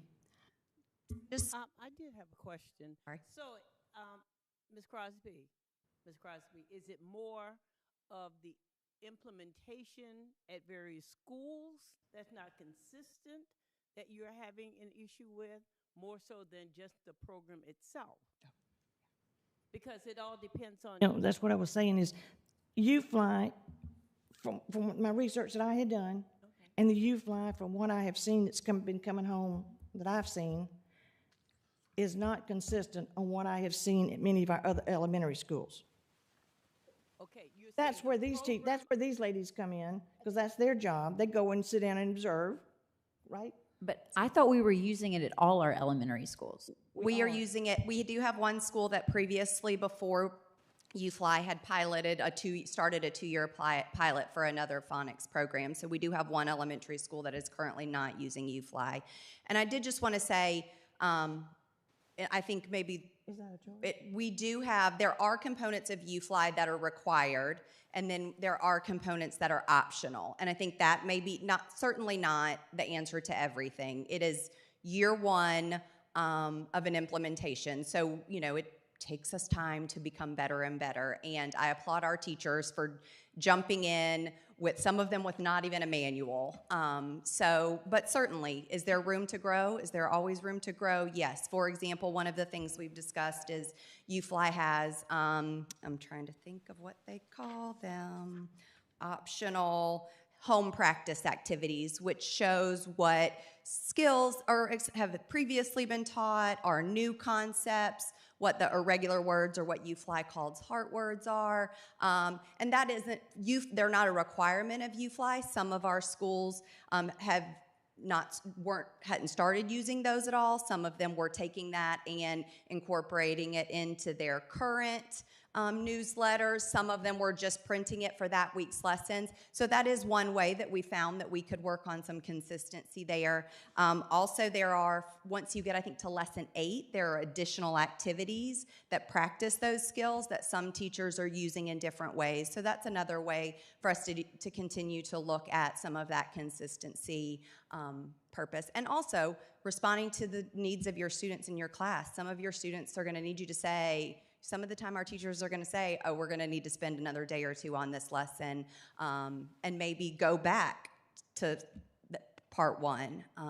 So there is, but overall, we are getting, for the most part, good feedback. Could we, because it is provided through the University of Florida Literacy Institute, all of the PD, they provide online. So it's not something where we can gather everyone together to do that. So we're trying to be creative with that. That's just another way for us to continue to get better at it. But certainly there are always ways that we can, look at what our practice is and ways to improve. And there again, if I'm out observing classrooms, which I've done many, and you see the different aspects of what they're teaching or how they're teaching or what they're not teaching, that's not being consistent. Because you just said they could option or they could pick and choose. You can't do that. Well, not the scope and sequence of the lessons, but the additional materials is what I meant. I'm sorry if I spoke incorrectly there. But anyway, I know it that y'all... depends on where a school might be as to where they are with certain standards that they're teaching at that time. So you may not necessarily see apples and apples on the first standards. We're not talking standards. We're not talking South Carolina standards. I'm not talking about, I'm saying standards, but not necessarily standards. Whatever the lesson may be at that particular time. They may not all be consistent, and maybe it's a possibility you didn't see a particular lesson. Yes, I have. I'm an elementary teacher, and I've watched several different aspects of it, and you'd have to kind of see it and research it a little bit to understand it, because I was like, what? I admit that that's why I came and questioned y'all, because I didn't understand. And that's my opinion, like I said, and I'm going to back off right now because I know that y'all are trying to do the best you can, and I appreciate that. But like I said, I'm so glad that you've incorporated letters, because this will definitely help the children. Is that going to be incorporated this year? Yes, ma'am. We've only got one grading period left, but...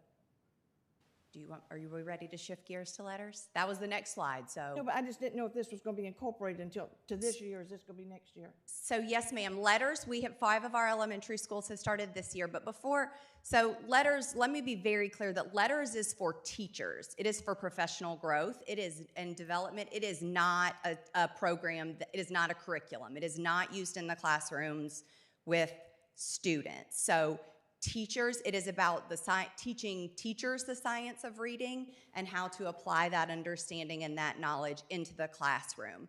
And I will say that letters lines up, those 8 components that I talked about are part of a UFly lesson are built into letters. So there is overlap there. What diagnosing reading weaknesses, which is part of letters, lines up with those different components of a UFly lesson. So, language essentials for teachers of reading and spelling, for those of you that were wondering what letters was. That is what it stands for. And just to say again that letters is about knowledge and education for our teachers. It is a big, big initiative for the state. It is a big initiative for us. Proviso 1A.73 provides letters training, which means the state is paying for it for all what they call eligible participants, which are your K-3 teachers, your special education teachers in that grade range, reading coaches, administrators, our PD coaches, all of our administrators. So we have 5 elementary schools that started our first cohort in January. That's Alston Bailey, Beach Hill, Joe Pye, Knightsville, and Sandhill. And then the last 10 elementary schools will start their letters training in the fall. It is a 2-year process. So you can see that it is a lot of professional development. But I will say, and I think that's one of the things that Ms. Doherty is going to share, is that We are hearing great things from teachers. We just had an elementary principal PLC with those 5 principals that are participating now. And whereas, the second week of January, when their teachers were first starting, and they were first starting because we are all doing it right along with the teachers, I think we were all thinking, whew, a lot of work, because it's about an hour and a half to 2 hours of work, asynchronous work each week. Principals are working really hard to build that into their school day, so we're not encumbering teachers' time outside of their school day.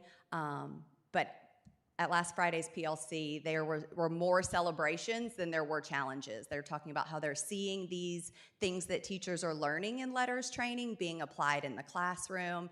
Letters calls it their bridge to practice activities.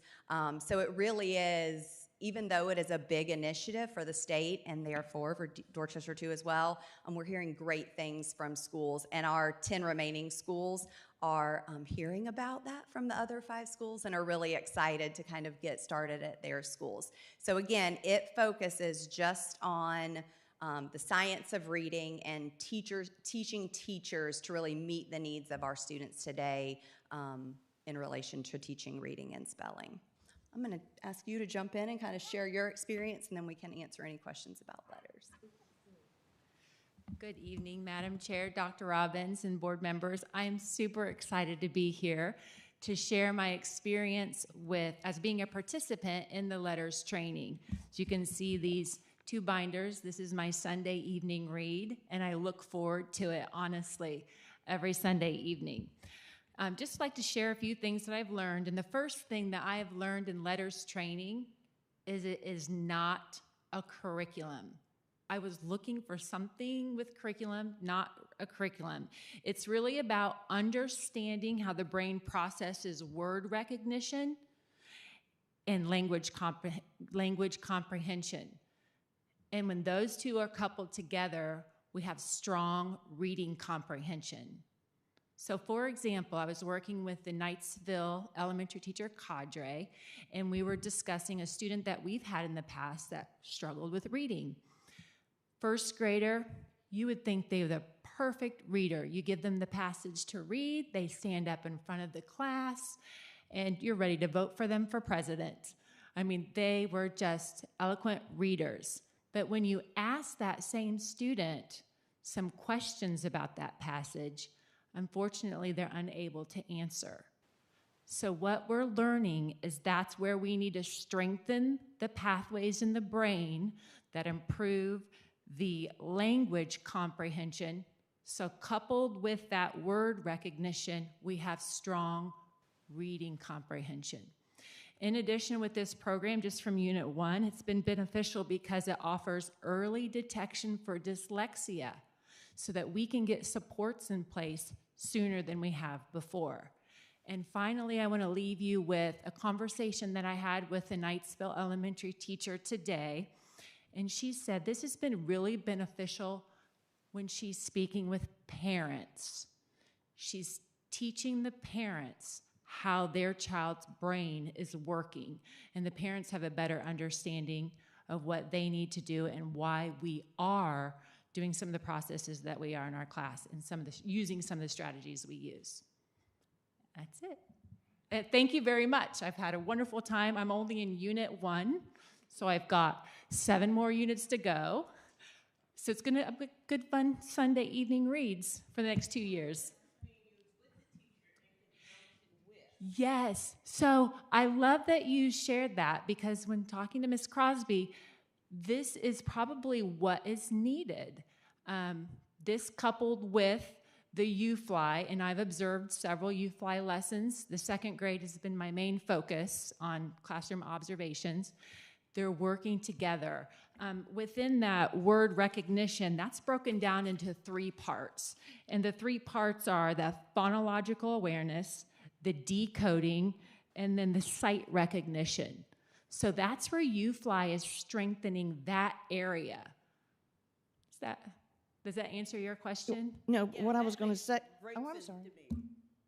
I was the first teacher to teach Read 180 in the district. So I understand what it's like to have a new program, and those around you may not necessarily get it, but it takes time. And so just continue to bring us updates from time to time on. Okay. The one Happy si- to do that. The one thing I was going to say about letters is the comprehension and the reading language part is touched about that much in UFly. They do not write where they should have a little black and white journal. They should be writing every day. They don't do that. Comprehension, they're not reading enough out loud orally in the classroom, whatever, to discuss comprehension. Thank you, ladies, for all that you do. I do appreciate it. I actually have a question before you go away. That was interesting that you said it helps with early detection for dyslexia. Yes. Can you talk any more about that? Do you know any details? Because that's actually something I'm very interested in. Well, also because so my youngest son is actually dyslexic, so it's personal for me too, but I feel like he's in 8th grade now, so we've been dealing this for a long time, but we actually don't even use that word, dyslexia, anymore. So, but I appreciate that you said that, because if you know any more about that, I'm interested if you know any details. If not, I know you said you're in the first module, so that's okay if it has to come later too. Well, we have not gotten to the part where we have all of the answers Sure. yet, but I will say that something that Letters stresses over and over again is about identifying the weakness what the breakdown is in their reading very early, so that way we can intervene very early.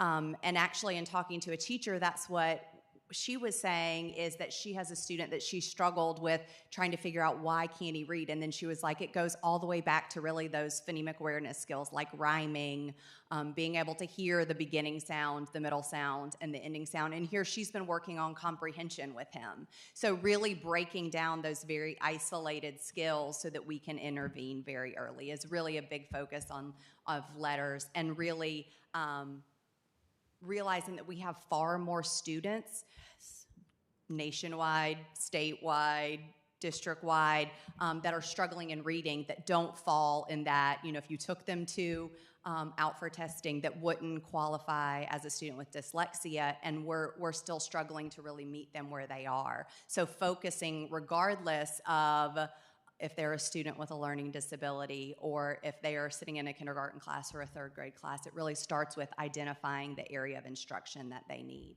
Yeah, because I think it's such a broad, it's not just, dyslexia isn't just one issue. Obviously, you know that. It could be different for every single student. And, my son he's actually been, since he's been in middle school, he's gotten pull-out support for this, but he's the only student in his entire middle school who's dyslexic. Is that right? Identified, 15% of students is what Letters says. Exactly. So that's why when you say this early detection, because we had him tested privately, but it's a passion of mine that there's probably so many students out there who are not identified, and I would love to see that. It would be such a support for students to understand, I think, if they're having trouble reading, that there's something more to it, that it's not just that they're stupid, because I think that's what happens a lot of time within their own mind. So I could talk about it for 20 years, but I'll just say, Deb actually brought one of the graphics that Letters shares, and it's called the reading rope, and it really is 20 different skills that students have to be masters of to be readers. And really, we want to see them be fluent and independent readers by 3rd grade. So you miss 1 or 2 of these, and then it impacts everything. So it really is, which we know, intervening early, and really, but also we get students that move here in 4th grade, and they, still are at the very lowest levels of the reading rope, but that doesn't mean they can't, if we can get them where they need to be, that they can't be readers and be independent and successful in school and in life. So I think it really just is about that early detection and knowing, even if it's not early, what to do with them to fill those gaps. Yeah, I appreciate that. I could talk about it for 20 years with you too. So, but then I actually had another question I was thinking about as we were sitting here, and I was just looking at the 2 things, the Letters and the UFly, and I was just looking at the 8 steps in UFly and then the science of reading, what it focuses on. And so I know going back to, we were talking about the Ames Web, you know, using that for the assessment, and then the DRA, because I know with DRA, and it's been several years since my kids were in elementary school, but it focused more on like things like sight words and pictures, you know, using the picture to help you. I mean, so have we moved more away from those type of things when we're using like this UFly and the letters? I mean, I know the letters is just for the teachers, but is there a movement away from that? I'm just curious. Well, it's a loaded question. Oh, okay, sorry. But I will say science of reading supports, you know, science of reading is really based on years and years and years of brain research about how children learn to read. And part of that, to speak specifically to like using your picture clues, is that every reader, as fluent adult readers, as children learning to read, every single reader reads letter by letter. Your brain does it so quickly you don't notice, but you don't identify the word the as the word the. You identify it as THE, and that means the. That's how quickly your brain does it. And although we have students that certainly use the pictures to help them, we also know relying on pictures alone is not going to teach you to be a fluent reader. So that can't be our only tool in our toolbox, for lack of a better way to say it. It's still a valid instructional tool. I don't want to say, you know, never do a picture walk again, but brain research really shows that if we're relying strictly on picture clues, for example, that it's hard. And then we know, when was the last time as adults you opened a book and there was pictures that were going to support your reading in it? So, so it's not gone. It just is, we're really trying to monopolize on what brain research tells us so we can best meet the needs of our students. Okay. Yeah. Wow. Well, thank you very much. This has been great information. I don't know if anyone else has any questions before we move on. I do want to add a few things there. And so to kind of tag on to that, because I've spoken with a lot of current educators, practitioners in the field today that are praising and raising their hands that these types of programs are now available, because what the science and the research shows when you look at it, what we were doing 30 years ago turns out maybe not so correct. And that's really difficult. Like as educators, you don't want to go back and say, oh man, and now it's happened. And so 30 years later with the research on the way the brain works, we've figured out that sight words and picture words was not right. And so, yes, Ms. Crosby. You're referring to 30 years ago. I just retired 10 years ago, so I mean, it hasn't been 30 years if you're trying to throw rocks at me again. But I think you're speaking out of turn because you might be married to a teacher, but you haven't been in the classroom to do it. So I think you guys walk lightly. Thank you for your commentary, Ms. Crosby. I'll continue. And so what the research has shown, the data and the research very clearly has shown, is that the science of reading is correct, and that what we were teaching 30 years ago, unfortunately, was not. And so we've got to get past that. And so programs, again, like UFly, letters for our educators are critically important. I've done a lot of research, the literacy rope, the reading rope, that actually came up at COSBA. And so if anybody is really interested, Atlanta Public Schools, if you guys have not seen that, Atlanta Public Schools has a unbelievable literacy program that they've instituted into their school district.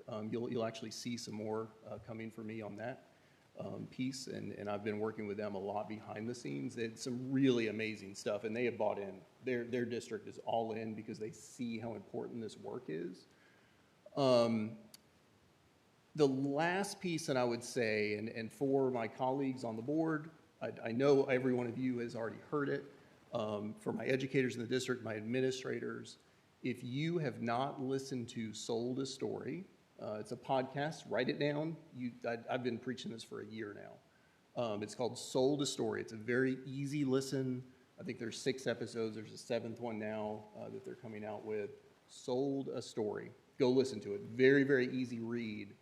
And it will show you, again, very, very clearly how we got it wrong. I'm saying we, no one individually. The education system sold a story. The education system got it wrong. And there's reasons for it. It's not just because we wanted to. There's legitimate reasons why we got it wrong. We now have an opportunity to move past that and move forward into the future. And this is the way of the future. And so again, you know, this science of reading stuff is really interesting. The research is proving a lot of things. I think about our kids and the way that they learn now. We can track. You can look at where their eyes are looking on the paper. Again, the brain research is really, really in depth. So thank you for what you do. We appreciate you more than you know.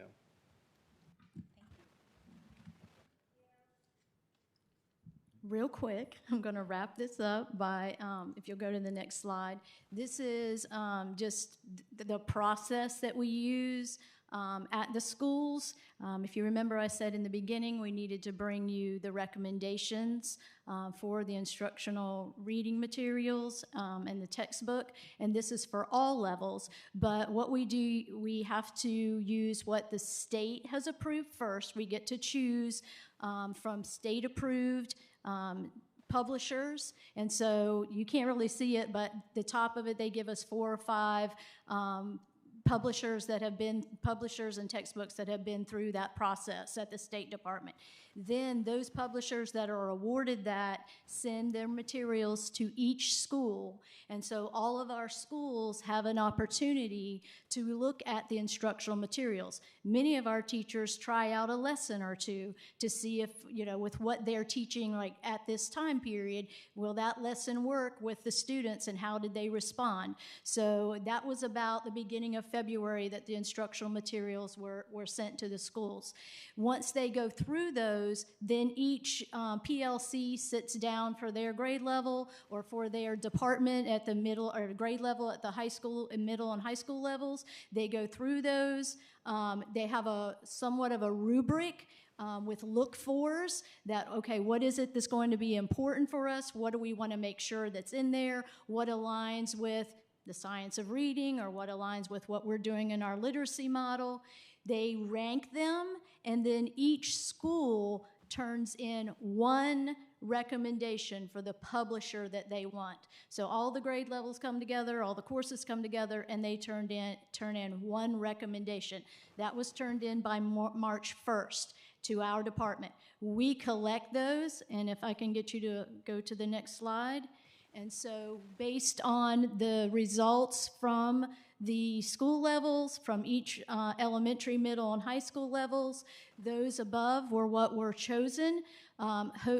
For elementary, HMH into reading, K through 5, with Zahner Bloser for the handwriting.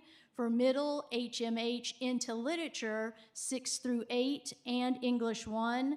And then for high, McGraw-Hill, South Carolina Study Sync for 9 through 12, as well as Bedford, Freeman, and Worth were both chosen for AP Literature and AP Language. So, Dr. Robbins, I'll allow you to call for the approval. Yeah, Madam Chair, so I'd make a recommendation of the list of ELA instructional materials provided by our academic team.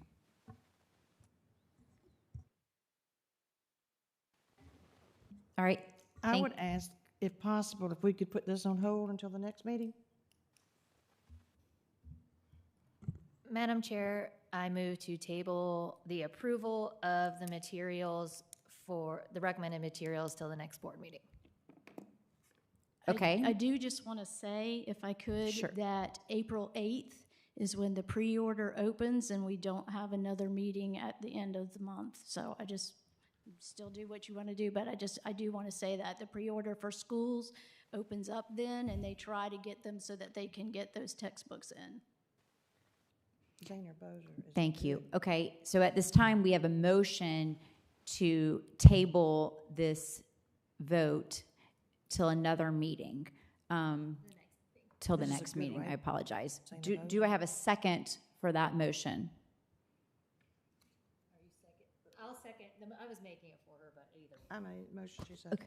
Okay, so I have a motion made by Ms. Crosby and a second by Ms. Bates. Do we have some discussion in regards to that, please? Yeah, absolutely. I'm curious the reason why we would want to table that to the next. I can only speak for myself personally.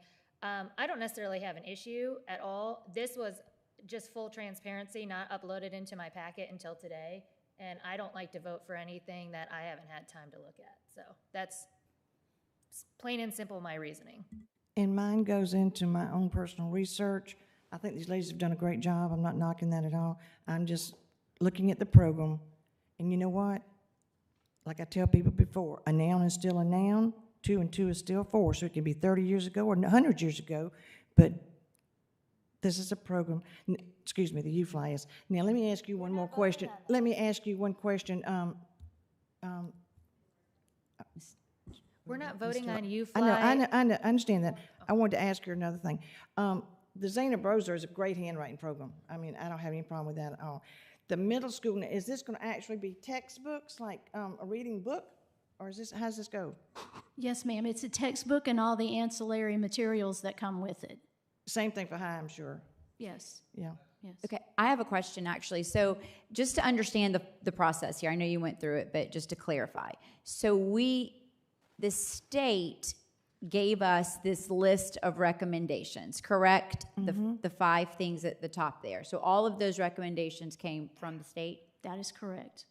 And then each district across the state is able to choose which one they want, which ones they want to use? That is correct. And so ours was based on a vote of after surveying, you said, and letting our schools look at it. Right. And some This was use it. all of the teachers that teach English language arts previewed and looked at the books in their PLCs. Again, some of them use them to teach lessons to try them out because they know that for the next several years, 6 to 8, because the last time we had new standards was in 2015, so they know this is what they're going to be using. We like to give every teacher a voice, so they get to, again, sit and talk, choose, and then as a school, just so that we don't get hundreds of them, they narrow it down at the school level to one vote and then turn that into the district office. So then we have 15 elementary votes,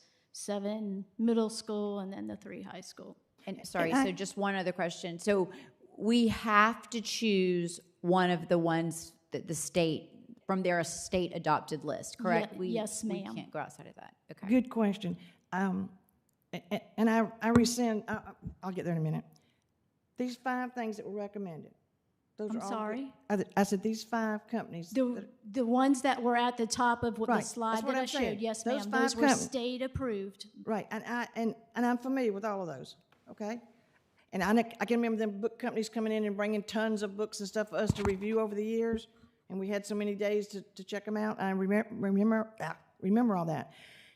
Did you not get a top 5 to pick the UFly? Because UFly is not in the top 5 for the State Department recommendation. That wasn't a. No, I'm just asking you, it wasn't in the top 5, and y'all somewhere or another had to you didn't just pick UFly out of the sky. Was it recommended? It's not an instructional material, so it wouldn't have been. Right, but I there. mean, as But far as. the State Department, there are many people, many districts at the State Department. When we go to our instructional roundtables, our elementary roundtable, there are many districts that are using UFly along with the letters. I have a comment about the topic at hand. Sure, thank you. How do we guys, the 7 of us sitting up here, how do we sit here and go against the people that are in the classrooms and they tried these programs out and they're the ones that choose this? How do we sit up here and we're not in the classroom, and how do we say we're not going to approve what they know they need to teach their children? And we just said a little while ago that, all children learn differently. They know what their classrooms need. So how are we sitting up here? I'm not a school teacher. I'm not one of these 2 here that have been in the classroom, but still, they're not in the classroom now. We have to trust our teachers. That's what part of the problem is with recruitment and retention. We're not listening to our teachers and what they say they need. And they need this, I'm voting for this. Hey, let me just clarify. I never said I was against this. I'm not I'm not trying to micromanage by any means. I just did not get a chance to look at this because it was uploaded today. That is my only issue. But it's not a breaking point for me. It's not like the end all be all. I just hate to vote on anything that I didn't have more than, this is the first time I'm seeing it. So like the way I vote is I make sure that I look at everything. I know what I'm voting for ahead of time.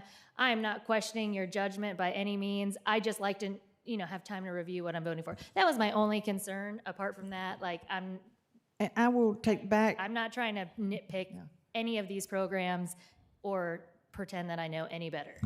I would like to rescind my motion about waiting until next meeting, because this is instructional material, and these companies are good.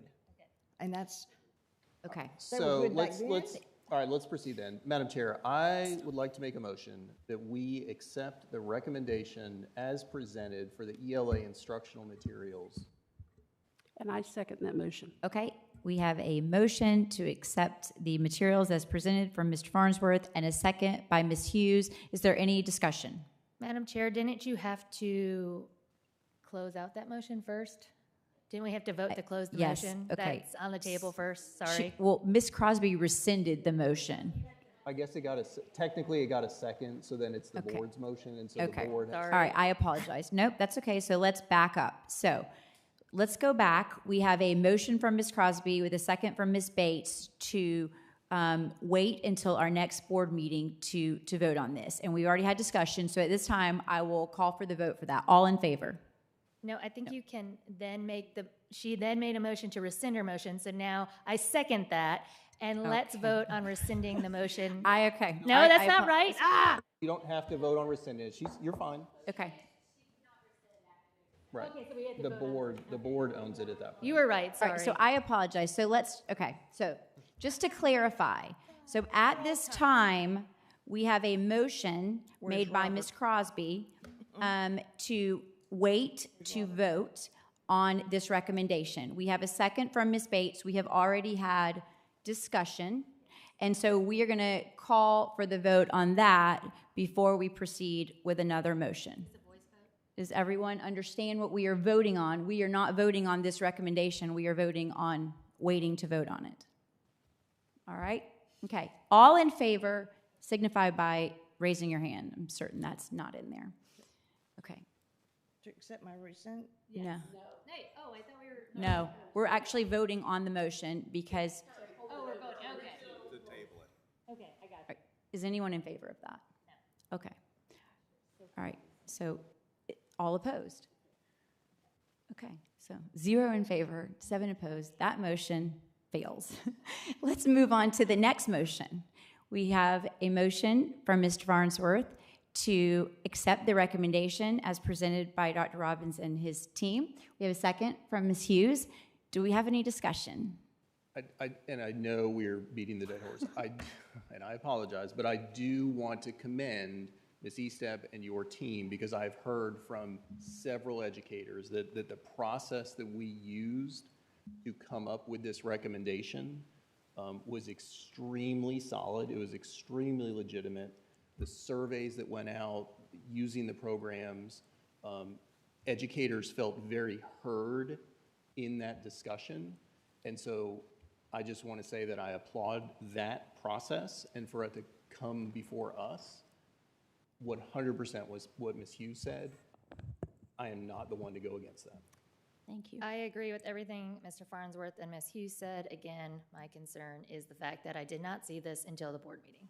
And that's all I have to say. And I'd just like to say, as an educator who has gone through those books and made some determination, everyone has the right in the building to check out the book. If they choose not to, they have that right as well. But once it's been voted upon and it comes to us, that's what they've decided they want. So we go with it. Okay, thank you. So at this time, let's call for the vote. Let me see. It's this one. This will be a voice vote. So all in favor of accepting the recommendation signify by or a hand vote. Aye.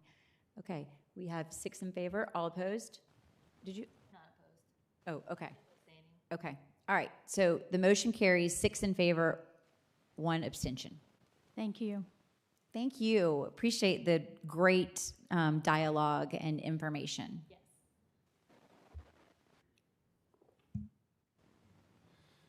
Well, as Patty limps up here after knee surgery, be careful, please. I had asked Ms. Thomas to give you all an update on our LEAP program. She has some exciting news, and before she even gets started, I just got to say that she has been nothing short of amazing and done everything I've ever asked her to do to try to make this program successful. And I think the data will demonstrate we're doing that and reaching more children in our community and supporting our community in greater ways. And she continues to do those things. So thank you for being here and presenting.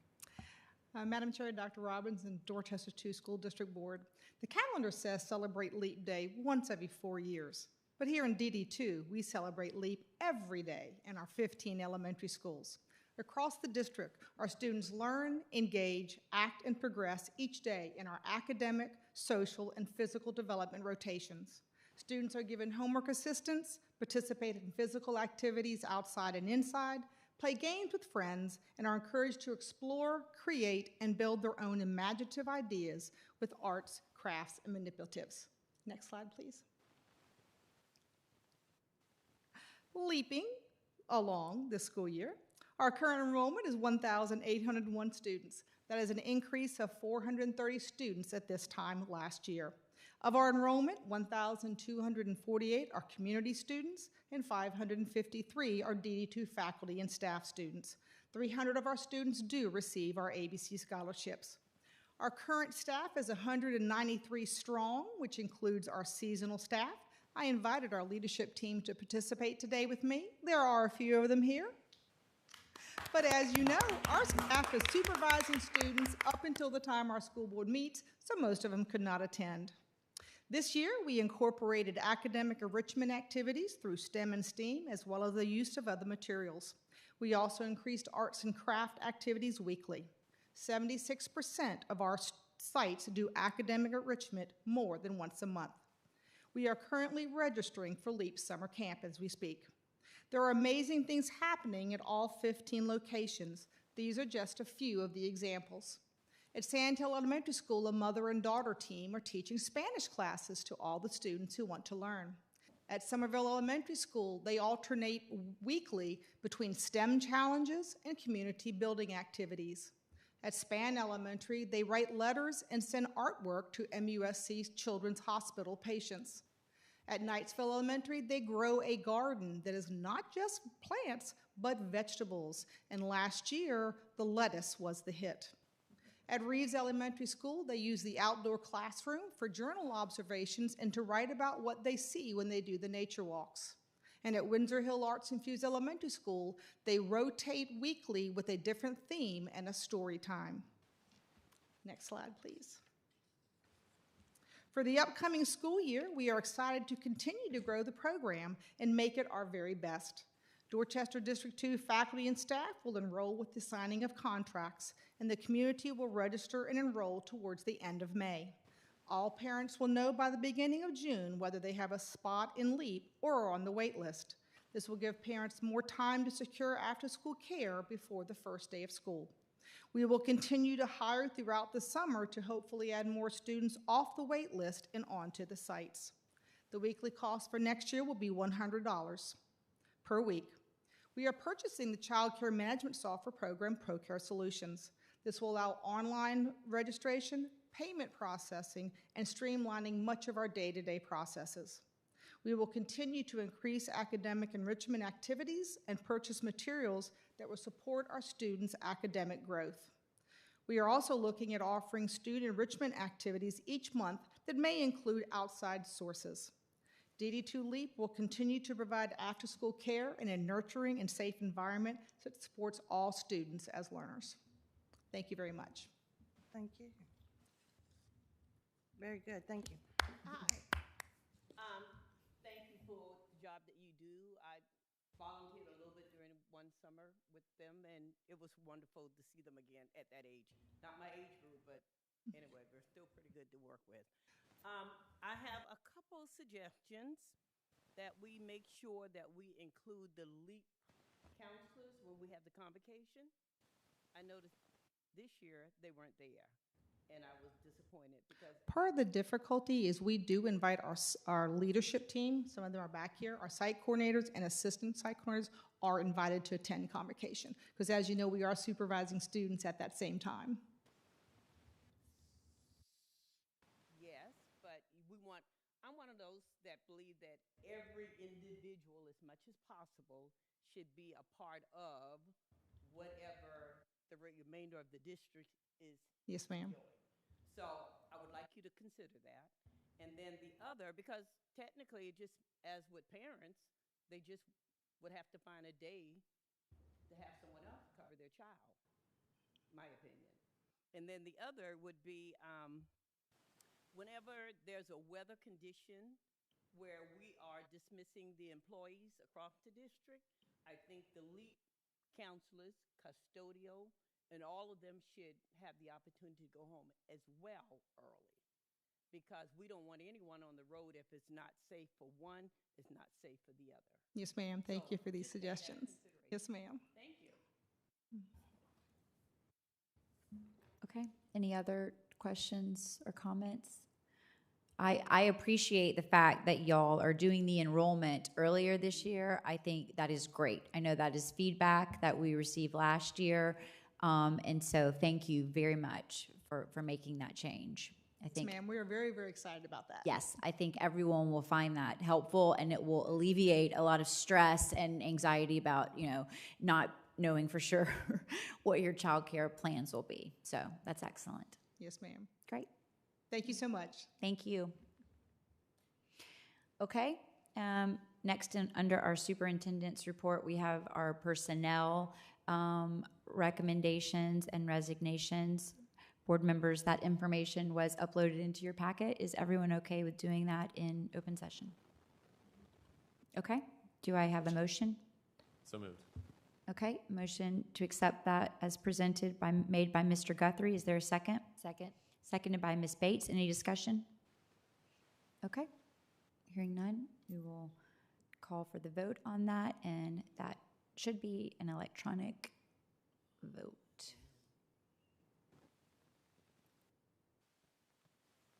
Right.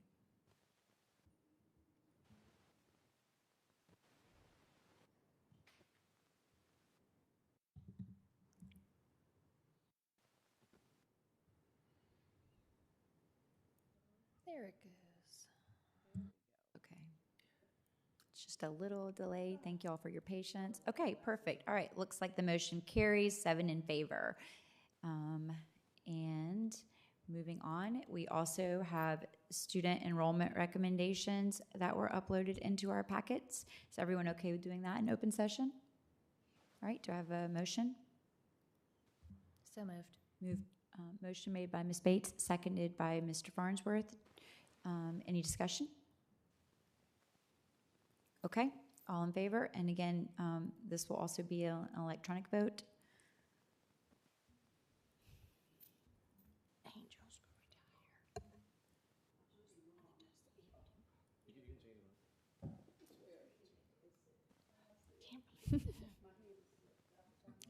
retire. Okay, and Did you vote? that, It didn't pop up. are you in favor? Yeah, click on, Oh, there you go. excuse me, I was reading. Sorry. Okay, no worries. That motion carries as well. It is unanimous, 7 in favor. Okay, and next on our agenda, we have public comments, and we have none this evening. And then we also have no executive session. So I would, do you want to talk about these real quick before we? Yeah, these for the art thing? Yes. Are you going? Yes. Oh, I love that. So before I ask for a motion to adjourn, I know that we all received these school board superlative ribbons. We had these last year as well for the Dorchester School District 2 Dream Fest Fine Arts Festival at Hutchinson Square on March 21st from 5:30 to 8:30. And then I believe the artwork will be, will it be on display? Do we know? Does anyone It know? used to be, last year it how was like in long? various stores and Right. stuff like that. Yeah. Do we know if that's? Do we know the time frame or the stores? We can can get that information later. Okay, yeah, so, but all board members receive 2 of these, and so you can view the artwork for your enjoyment and then choose 2 of your favorites that you would like to give a superlative to. That's so much fun. So, okay, and now I will ask for a motion to adjourn. So moved. Made by Ms. Bates. Do I have a second? Made by Ms. Powell. All in favor? I think we're, yeah, so all in favor, 7 in favor. Everyone is in favor of that. We are adjourned.